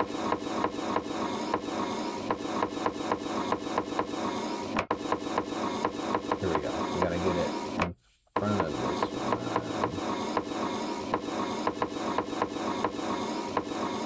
See that? And that one's gonna go on the bottom.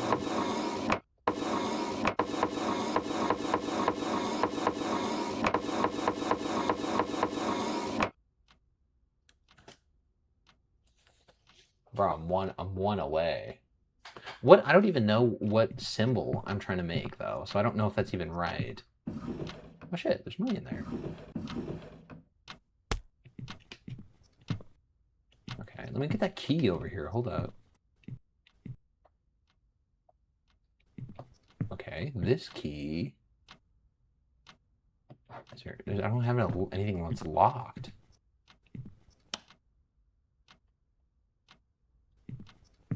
Let's go here. No.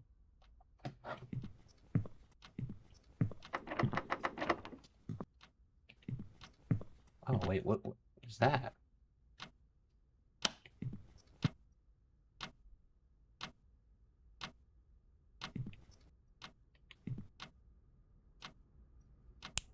Oh.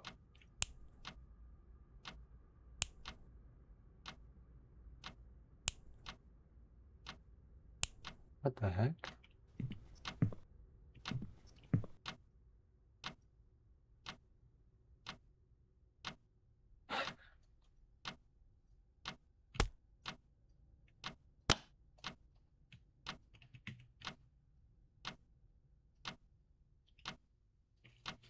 H for hint? On the wardrobe are different length. Wardrobe? Oh. So third, fourth, first, second. Third, fourth, first, second. Oh.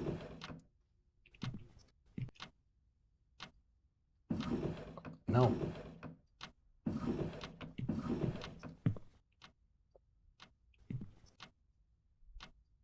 How do I get down? Can I? Oh, there we go. Fourth, third, first, second.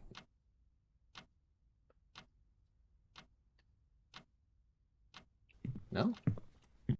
Oh, three. Oh, my bad. There we go. Okay. Then we get a little chesty. Is this the key or is the other one? There we go.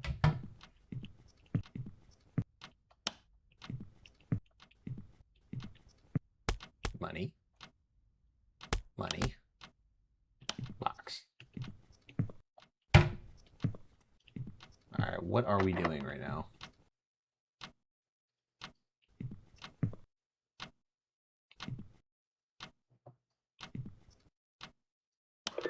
It's really frustrating. We've such a high demand for our goods, but we can't deliver fast enough. Let's put that over there. We have to optimize before we lose customers. What am I doing? What am I looking for? Oh shit, what is that? Maybe I'm being paranoid, but I got the feeling someone is watching me. This man, he keeps What are these stats? What is this? $1,000? I saw him first. 5 Gs? What is he up to? 5, 6, 7. If he's there, I need to take precautions. Oh, hold up. just in case. This is 10,000. I guess the hairdresser is not coming. 10,000, 10,000. It's 20 Again. G's. This is so 1,000. annoying. If this 1,000. happens one more time, I 1,000. swear he won't get his money. 1,000. Sitting cold. We're meeting tonight at 23,000? At 9 o'clock. 33,000? I really like her. I hope this time I can make it work somehow. Oh. The Back it up. police were here. They said a man tried to break in earlier today, and someone was with them. Wait, what am I supposed to do with it, Claimed though? to have rescued me. What the fuck? 2019 I tried Merlot. to act like a normal person and even offered an invitation for dinner. What was I thinking? That could be dangerous. Oh, wait a second.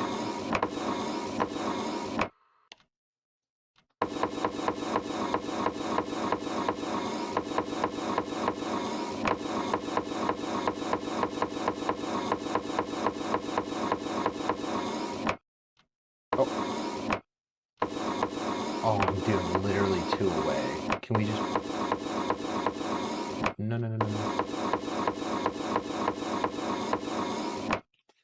No, I am 2 away, bro. I think that's it.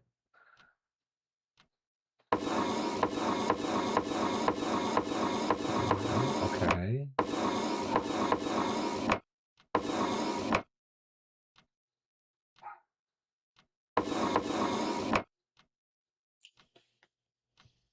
Bro, I'm about to just quit on this game, dude.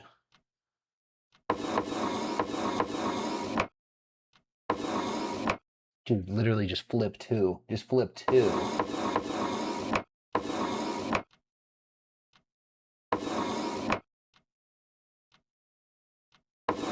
that keeps it in the same spot, though. And then I mess up, like, other ones, though.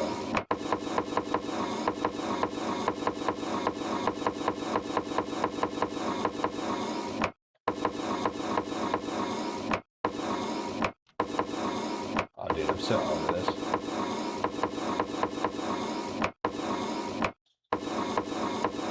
Oh, that's literally the last one. Dude, if I don't just fucking luckily get this somehow. Alright, I'm done, dude. I'm done with this game. I've played it before, and then it was just as annoying, too. So I'm not even going to post that one, dude. That one's ass. Oh, get rid of that. Alright, and then the last one that I wanted to play, which I think is going to be the best game so far, because the other ones are just kind of trash, slop horror. But this one is Electrician Simulator. So that should be fun. Electrician Simulator First Shock.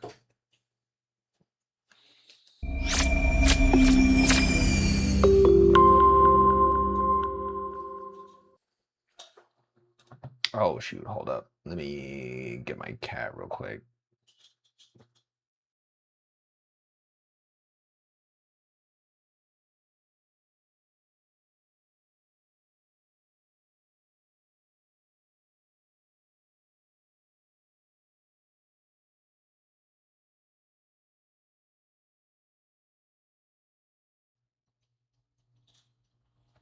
Okay, there we go. Epilepsy warning. I'm excited for this game. It seems like fun. I've always wanted to be an electrician, and I know nothing about electricity other than it'll kill you.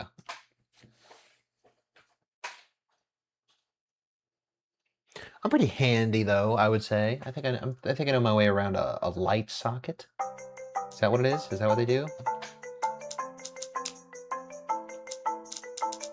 All options are very simple.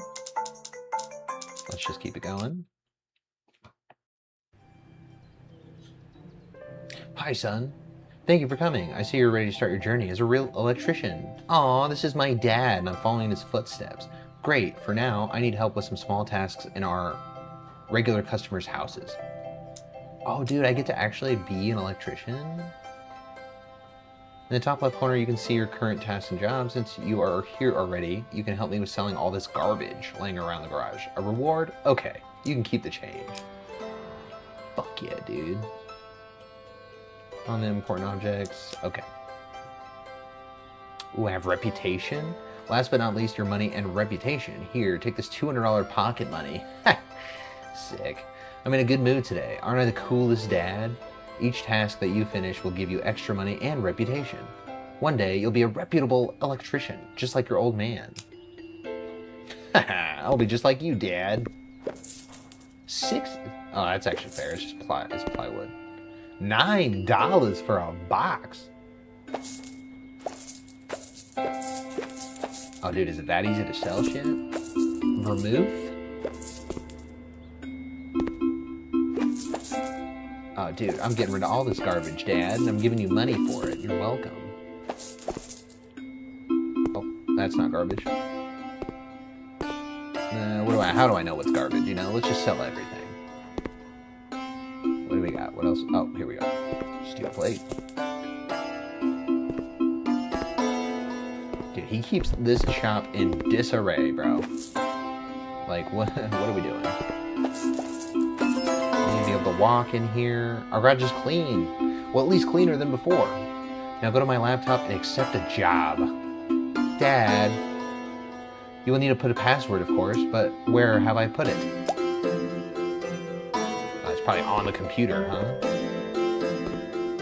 Oh, yeah, it's right there. But you can also hold click.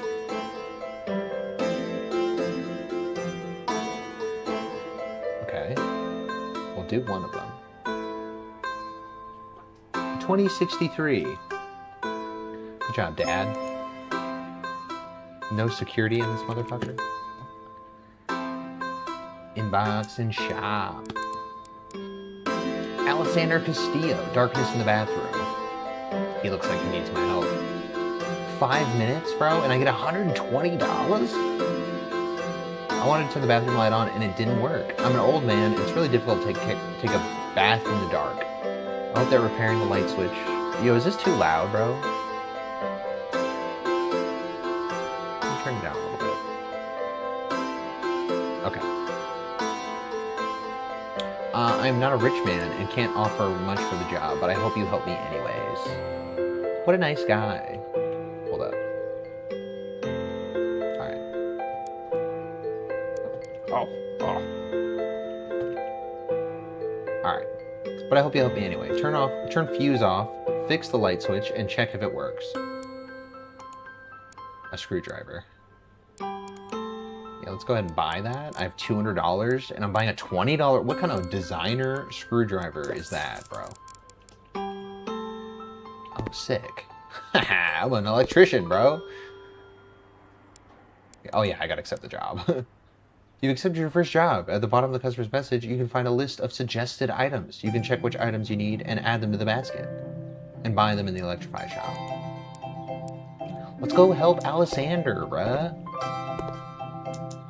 Hell yeah, Dad. I'm already working, bro. I'm already a full-time electrician, bro. Your first mission, here you go. It's your first electrician job. Every time you come to a new customer's house, you can take a quick look, but first, go to the fuse box. The most important thing in every electrician job. Fuse box first. Pause. Distractions around me. Hold on.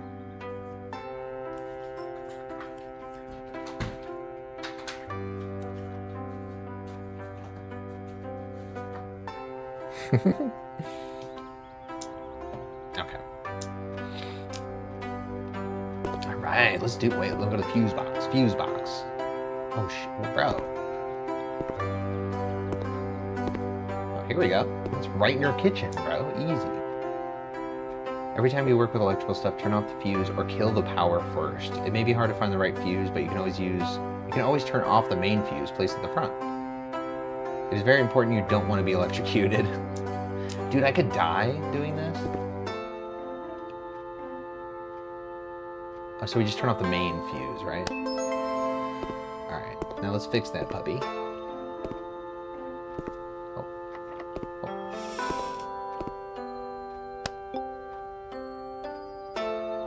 What? Press what? What is that? Oh, inspection mode. Click on different light switch parts to take it apart and rotate the camera. Bro, this is cool. Try to disassemble the light switch. This is sick. I might actually learn how to be an electrician here. And here comes the true part, the wires. For now, we will help you with connecting in the right spots. Just look for power and light icons and attach the 2 phases to the corresponding slots. Easy, bro. I'm an electrician. You don't even have to tell me this. After everything's connected accordingly, you should be able to switch the light. Good job. Switch the... Bro, do people say that? I know people say open the light or open the light switch, and I just don't. I don't get that.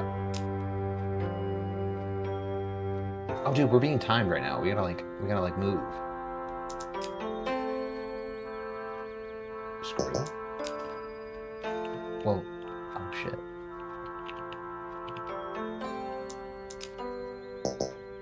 I have a screwdriver. Use it.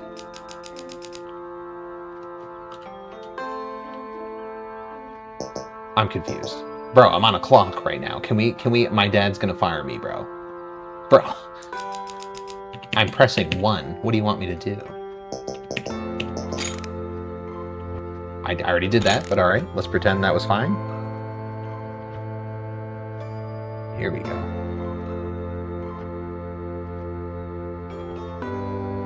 Oh, wait, what am I doing?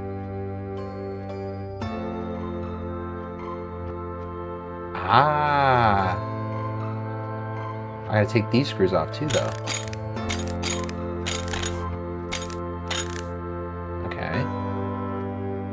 No? How does it open?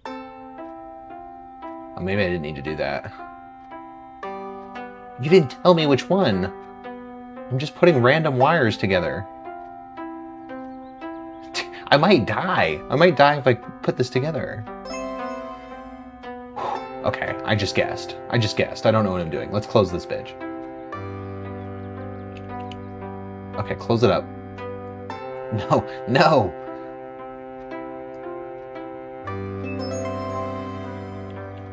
Check if it's working. No, it didn't work.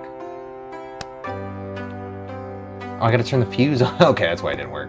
Bro, I should know this. I'm the electrician. I didn't see if it works. Hold on. Oh. There we go. Alright. Congratulations. Go to the door to the exit location. Bro, 150 bucks in no time.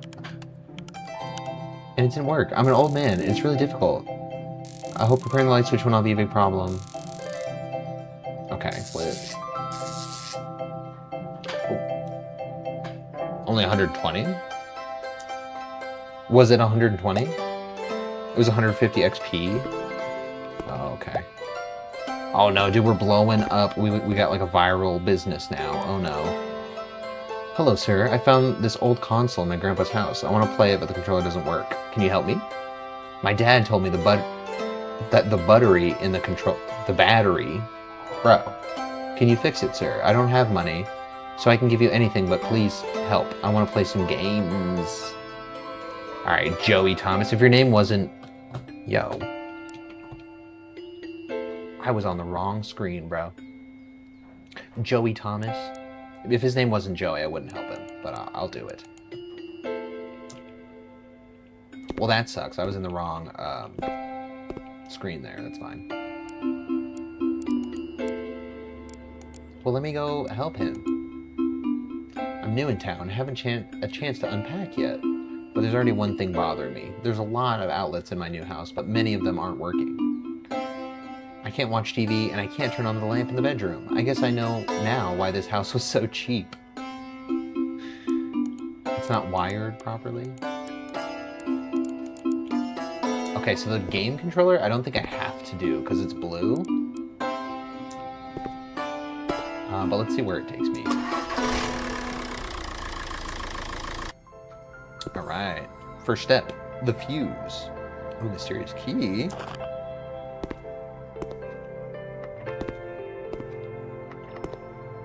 Well, I want to see... Oh! Should we be... We shouldn't be in here, bro. An EU outlet.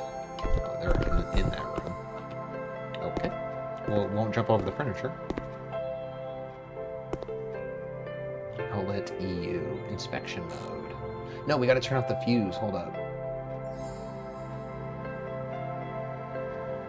There are single outlets, double outlets, and many more to come.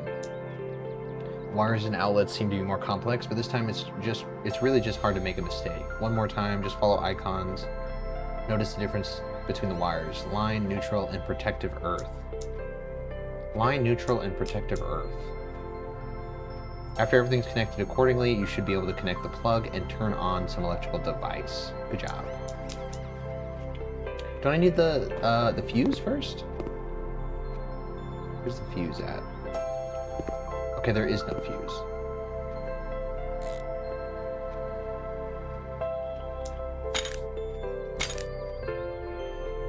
Okay. Wires are not connected at all. That is why you have a problem. Bro, am I gonna electrocute myself? Where's your fuse box? Okay, here we go. Dude, I was gonna die. I was literally just gonna die. Alright, let's go back here. Inspection mode. Open this puppy up. Zoom in. Oh. The PE. Where does that go?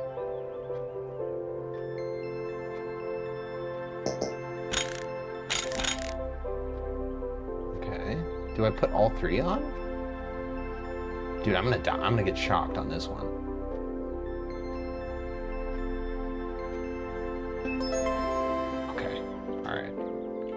That one's good. Outlet number 2. Let's pop that puppy. Okay. Let's go ahead and unscrew those. Pop the fuse in. Oh, so you're telling me where they go. I get it. I get it. I get it. I get it. What about when you don't do that anymore? I'm gonna be nervous. Okay. Turn.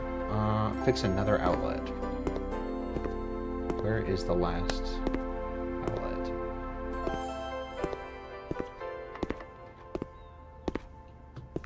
Bro. No. Hold on. This one? Okay, it's not that one.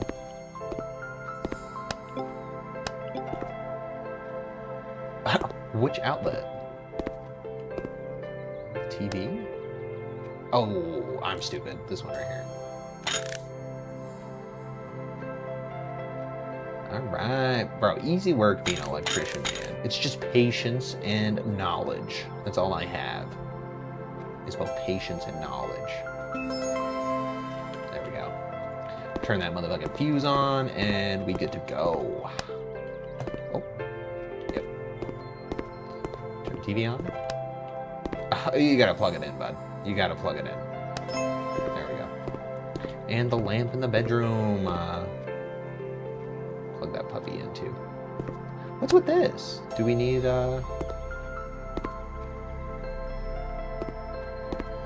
we don't need to plug this puppy in? Straight through the wall. Okay, we let it go. Bro, the lamp was on. Oh, there we go. Let's get out of here, get that rep. Are these sockets okay? Hell yeah, bro. $70 for fixing the outlet, $70 for fixing the other one, each one. I got $10 to turn the TV on, and $10 to turn the lamp on. Yeah, I'm just rolling in the money right now. Okay, we gotta do this guy's, bro. Like, can we go do his? You don't want me to do it? Go to the bro, what is that on the roof for? Oh, he sent me the item. Oh, that's cool. I'm in my shop doing it.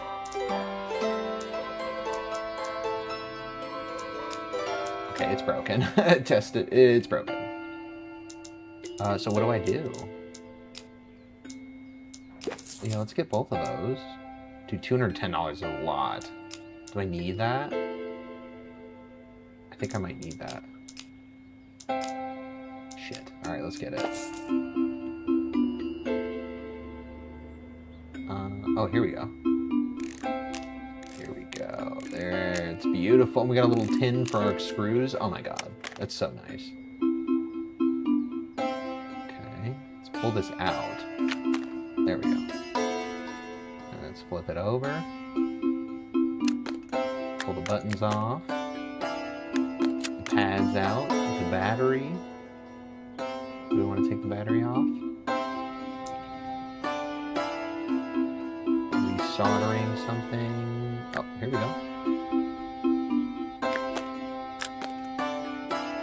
Battery off. Fully disassembled. Okay. And the controller battery was bad. $15 to fix. And then we'll slap it together. Oh, dude, this is fun, dude. I can get into this. Case, flip it over, the back, the screws. Oh, wrong tool. Hell yeah. Okay, test it. Send it off. There we go. Ah. Dude, this game is sick, bro. I actually really like this. Let's see what else came in on the email. Trusty email. Ooh, your grow house? I'll help your weed, my friend. Try to keep it low key. I tried my best to take care of them, but my grow lights have stopped working. I think somebody might have messed with the cables. I need it fixed ASAP. I hope you can handle it. Remember, the plants are our little secret, alright? Connect the switch to power supply and turn on the heat lamps. Yo, this is a $400 job for 10 minutes. Let's run it, brother. Let's just get his done and check.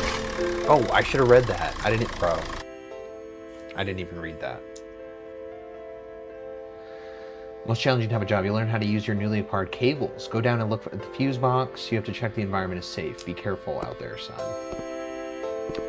The environment is safe.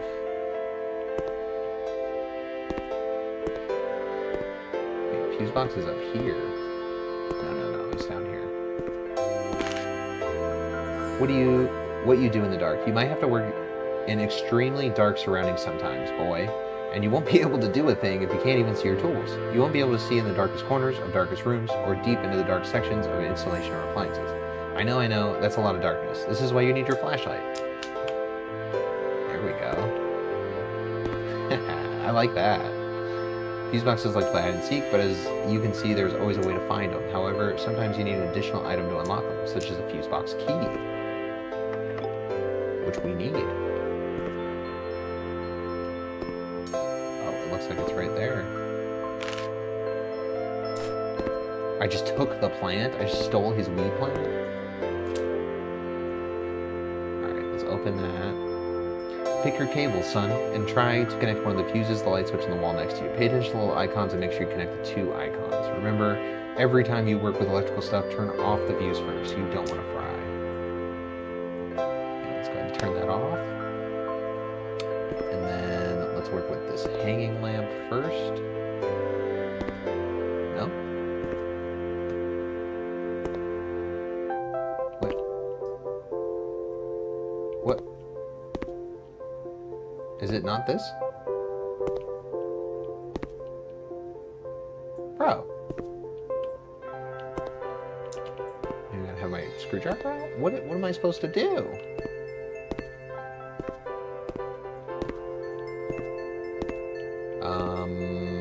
Let me mess with it. What the fuck?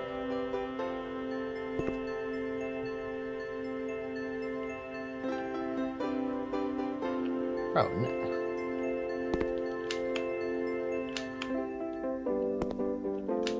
I don't get it. Why can't I? Do I have to go up or something? Like what is going on?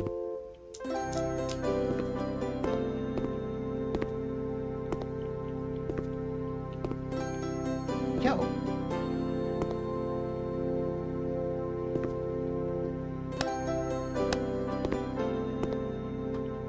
Dude, let me do it. I'm running out of time.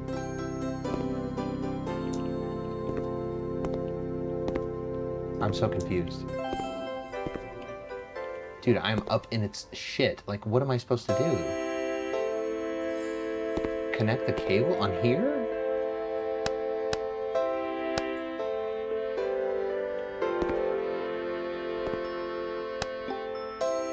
No cable connect. I know, but what am I supposed to do? Well, you don't let me inspect it.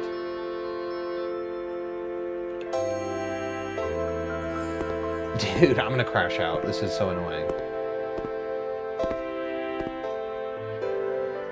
Fuse box. Double light switch. I know. I'm looking at that motherfucker. But you won't let me edit it.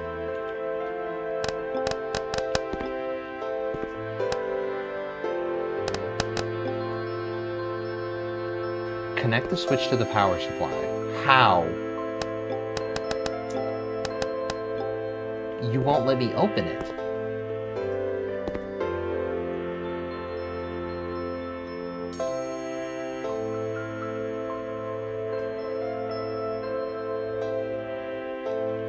What am I doing, bro? What am I supposed to do?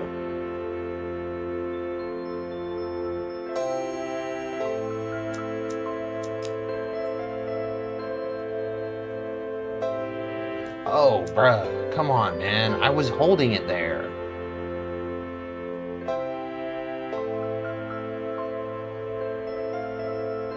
What are you talking about, bro? There's no cable there. How did you spawn a cable? Bro.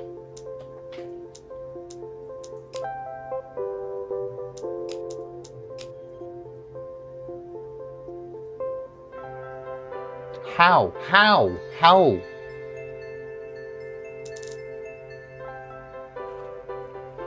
Pick your cable, son, and try to connect the one of the fuse and the light switch on the wall next to you. I'm trying that!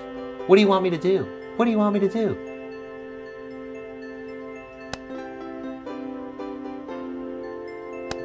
Okay, they're both off. Now, please.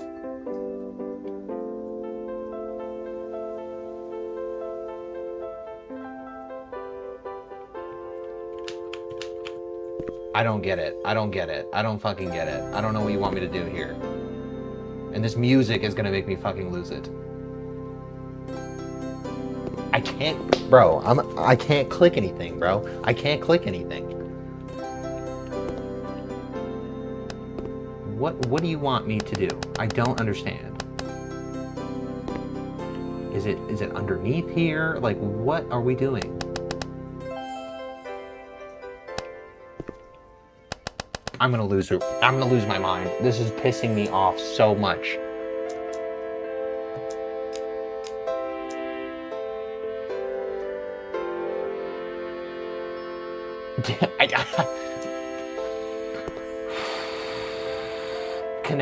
Connect. What do you want me to do?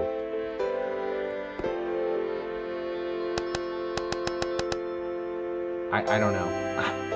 I don't know.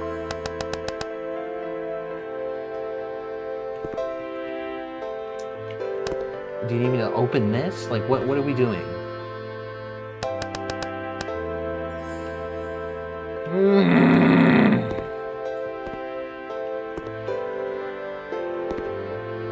Dude, what cables? What are we fucking talking about? What fucking cables are we fucking talking about? I'm so annoyed with this.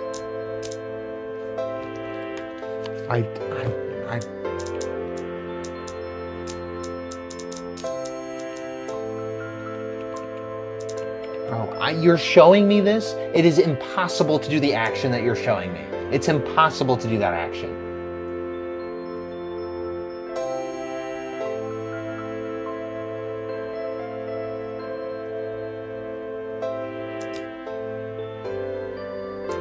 And I can't, it's so small, I can't see what the fuck he's doing. I don't know what button you're pressing. I don't know how you're doing that.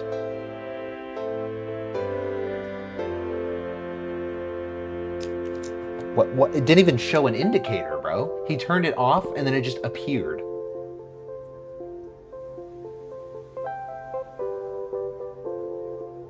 What did you press? What are you doing? How did you do that?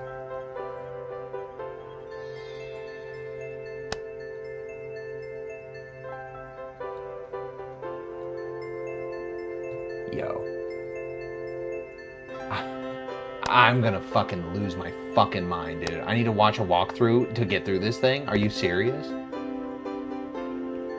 I'm about to, too. I'm so dead serious. I'm not letting the game win like that. I'm not doing it. I'm not letting the game win like that. It's not happening.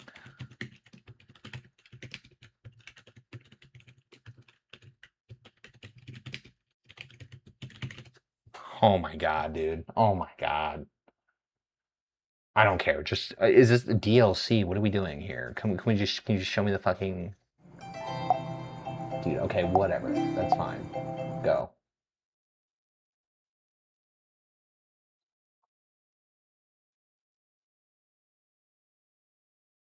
Tips. Okay, you're just now on the password. Let's go. Work with electrical stuff. Turn off the. All right, bro, come on. Don't talk about all this. Did that. Did all that. Really good. So there's a positive, negative, and no, we there did we go. That. Tell me you do the weed one, bro. Come on. Oh, horrible. I'm a bit suspicious. I won't lie. So you're a bit knocked. So No, he takes that try one my instead. best. So screwdriver first, I would imagine. Yo, he didn't get there. He didn't get there. He didn't even get there. Is this the same video?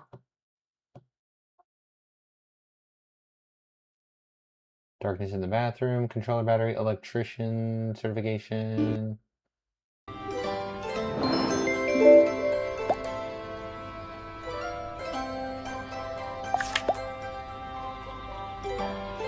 Yo.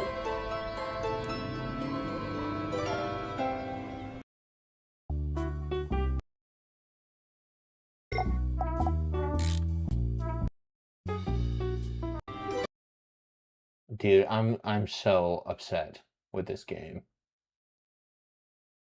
Why do I have to do all of this?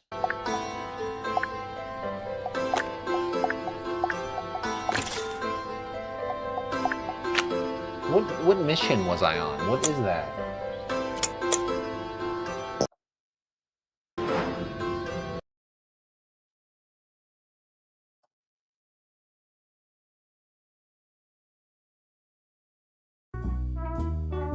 Dude, but why does everyone not do the Wii one?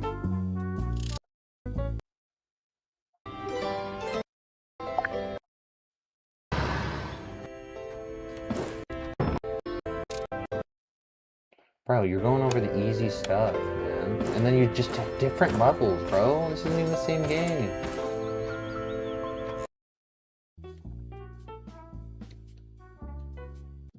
Wires and walls.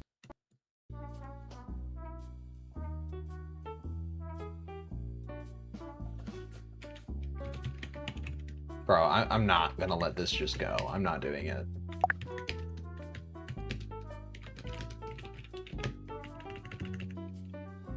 What is this game called, bro? How do I forget that already? Electrician Sim?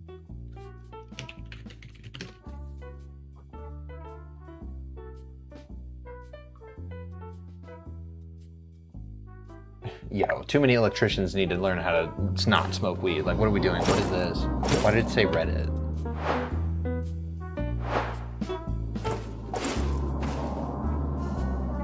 Ample cables in your inventory. Locate that. What do you mean cables in my inventory?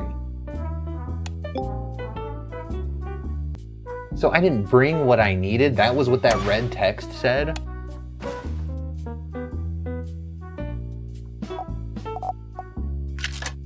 I just didn't even have what I needed and it let me go to that level. That's silly.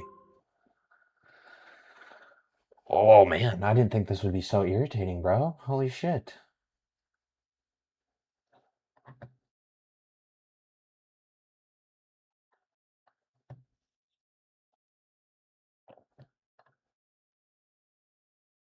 All right, goddamn, bro. Run it back. Attempt number 2.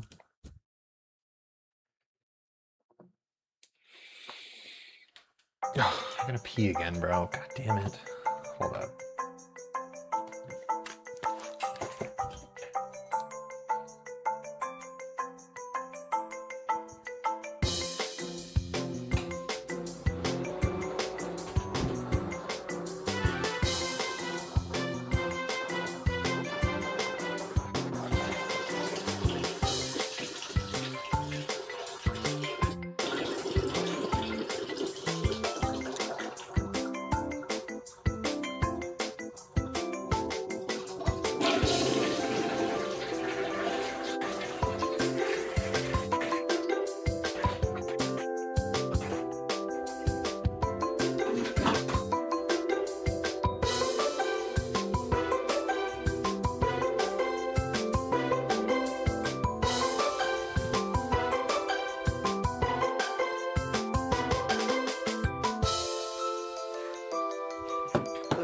Okay.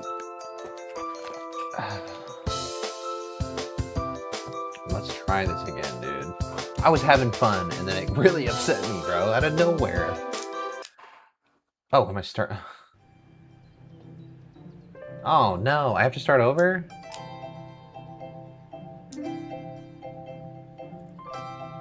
Do we want to do it on this stream? Fuck it, I'll just do it. It's fine. I'll speed run it, it'll be fine. Alright, let's just do it all super quick. We were already here before, we know what to do.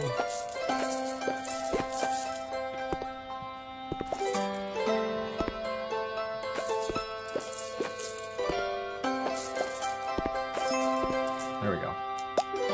Go to my laptop and put in the password, which is... Oops.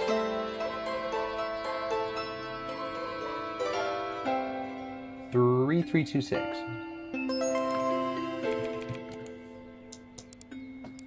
Alright, let's accept that job. We've done this one before. Just hop in the car. You don't have the suggested item. You see what I'm saying? Like, you should inform. You shouldn't let me go if I don't have the right item.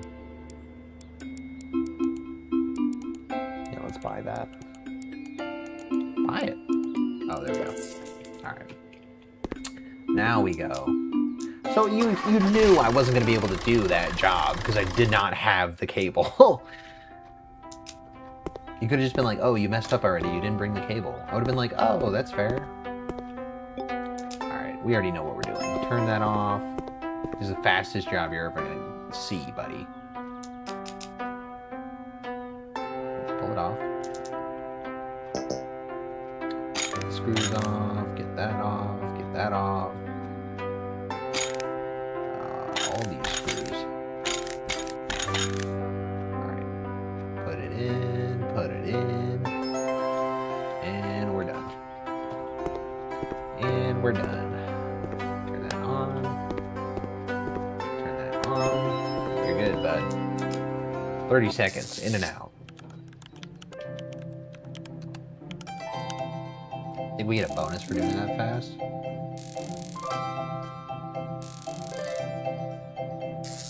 Oh, yeah. A little bit extra money. New message. What do you got? Battery my controller. Let's accept that.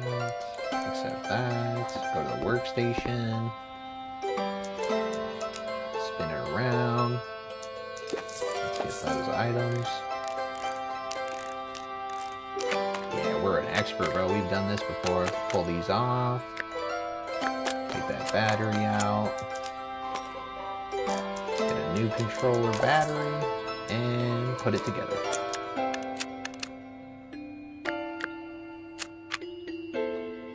Oh, we did that fast.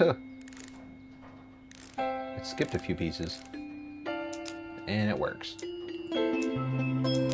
Send it back. And then we go to the job. Right? Yeah, we have what we need, I believe. Dude, we're flying through this shit right now. Oh, let's go to the fuse box. Right here. Turn that off. Dude, why not always turn off the main fuse? Why would I turn off one of the other ones?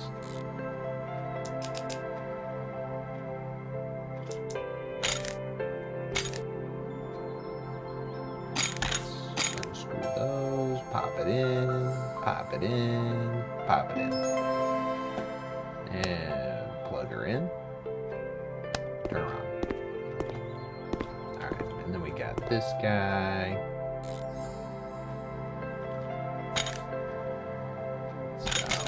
Up, put that in there, that in there, that in there. Easy, bro.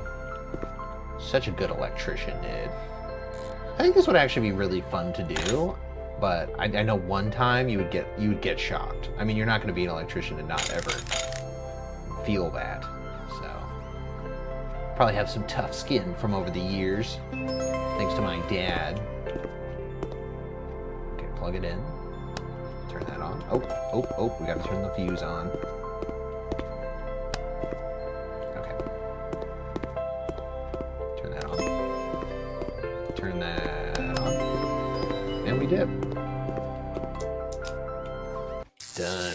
No time at all. What was that, a minute? 60 seconds it took me?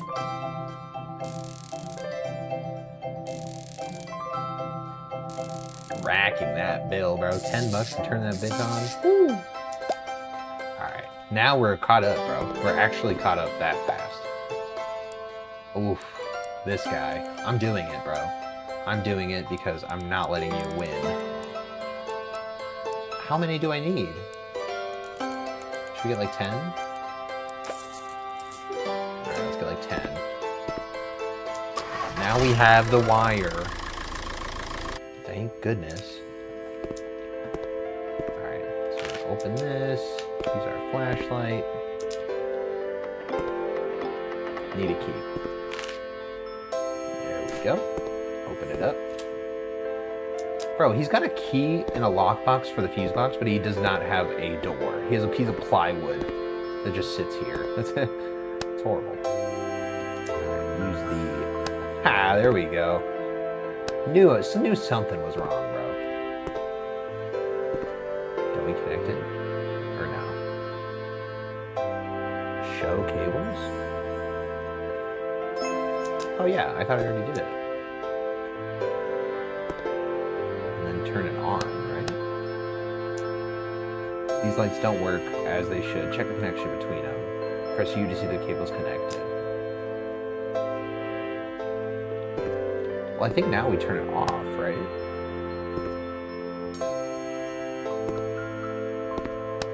It is connected, though. We checked.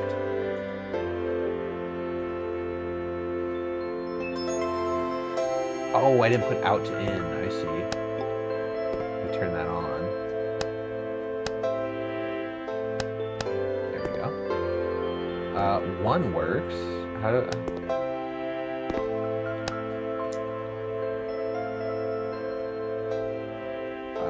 just keep doing it to the light switch?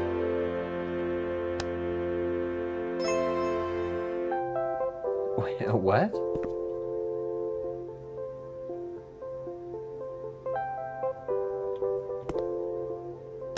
I know, it's...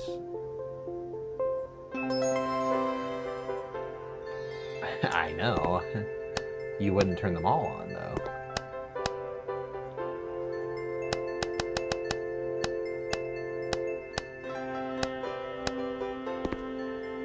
Okay, so why doesn't it work?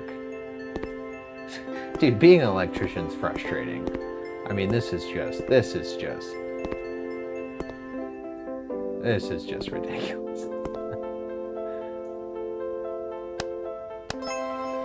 I don't know what I'm supposed to do. Why? Oh! You just got electrocuted. Never interact with an electrical appliance without killing the power. It may be trivial, but in real life it could be lethal. Okay, so I just almost killed myself.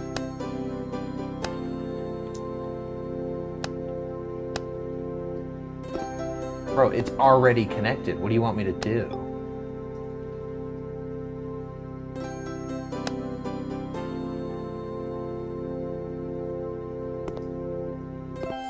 I'm losing you, bro. I don't know what... This is the hardest thing I've ever done, dude. There's no more fuses. You have one fuse, my friend.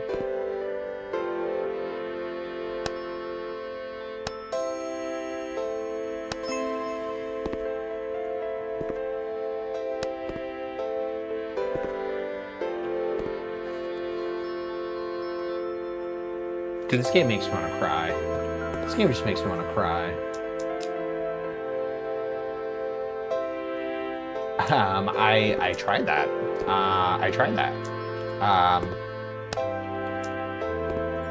Oh my god, I'm so stupid. I'm so dumb.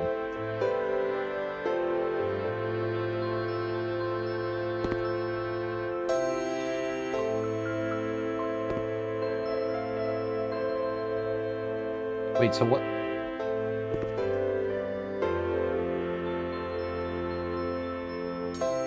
What? Bro, what?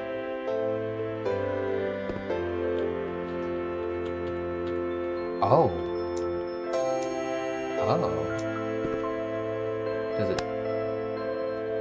Okay, we have 3. Okay, so let's turn that off. Let's connect this one to this one. Possibly. Possibly.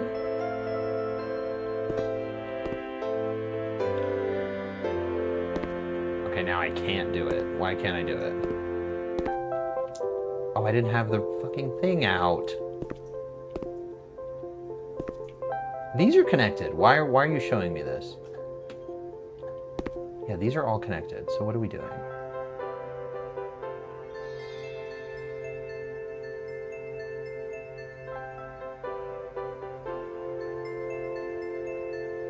Bro, this is some janky electrical work, but it'll have to do.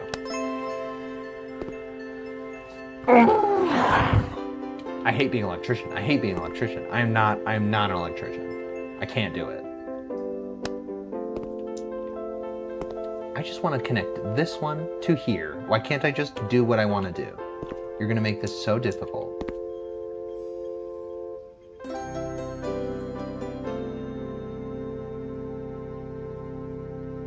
See what, bro.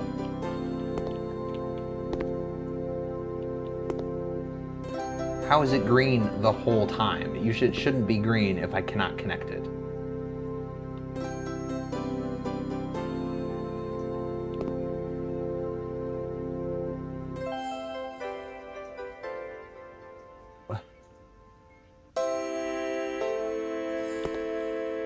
I don't know, dude.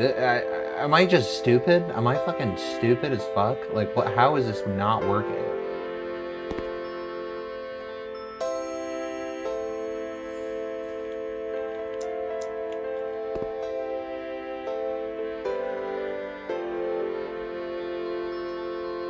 Out second? What? You never taught me any of this, bruh.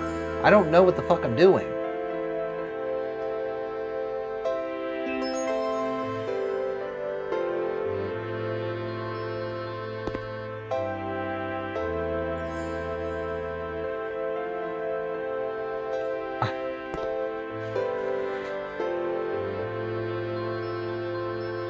I think I have to take a break from this. Like, I feel like I'm gonna actually, like, lose my fucking mind. I'm so serious. So you won't connect. So... fuck am I supposed to do about that?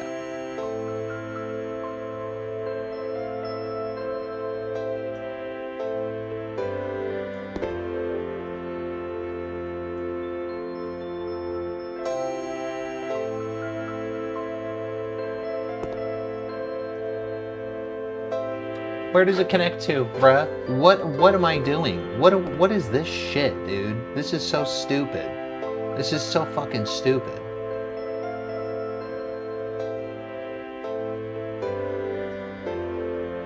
Okay, out to, where'd it go? Where did it go? Like, why are these moving around, bro? It makes 0 sense. And that it won't work, bro. You'll tell me to do it, and I can't do it. You see? See how I can't do it? I'm about over this, dude. I'm about to just... I'm so serious. I'm not even having fun anymore. I'm literally not having any fun.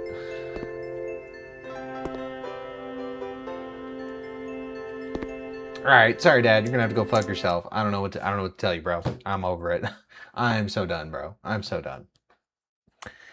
Alright, well that was fun. That was a fun stream. Watched a whole bunch of videos, so expect a lot of YouTube stuff from that.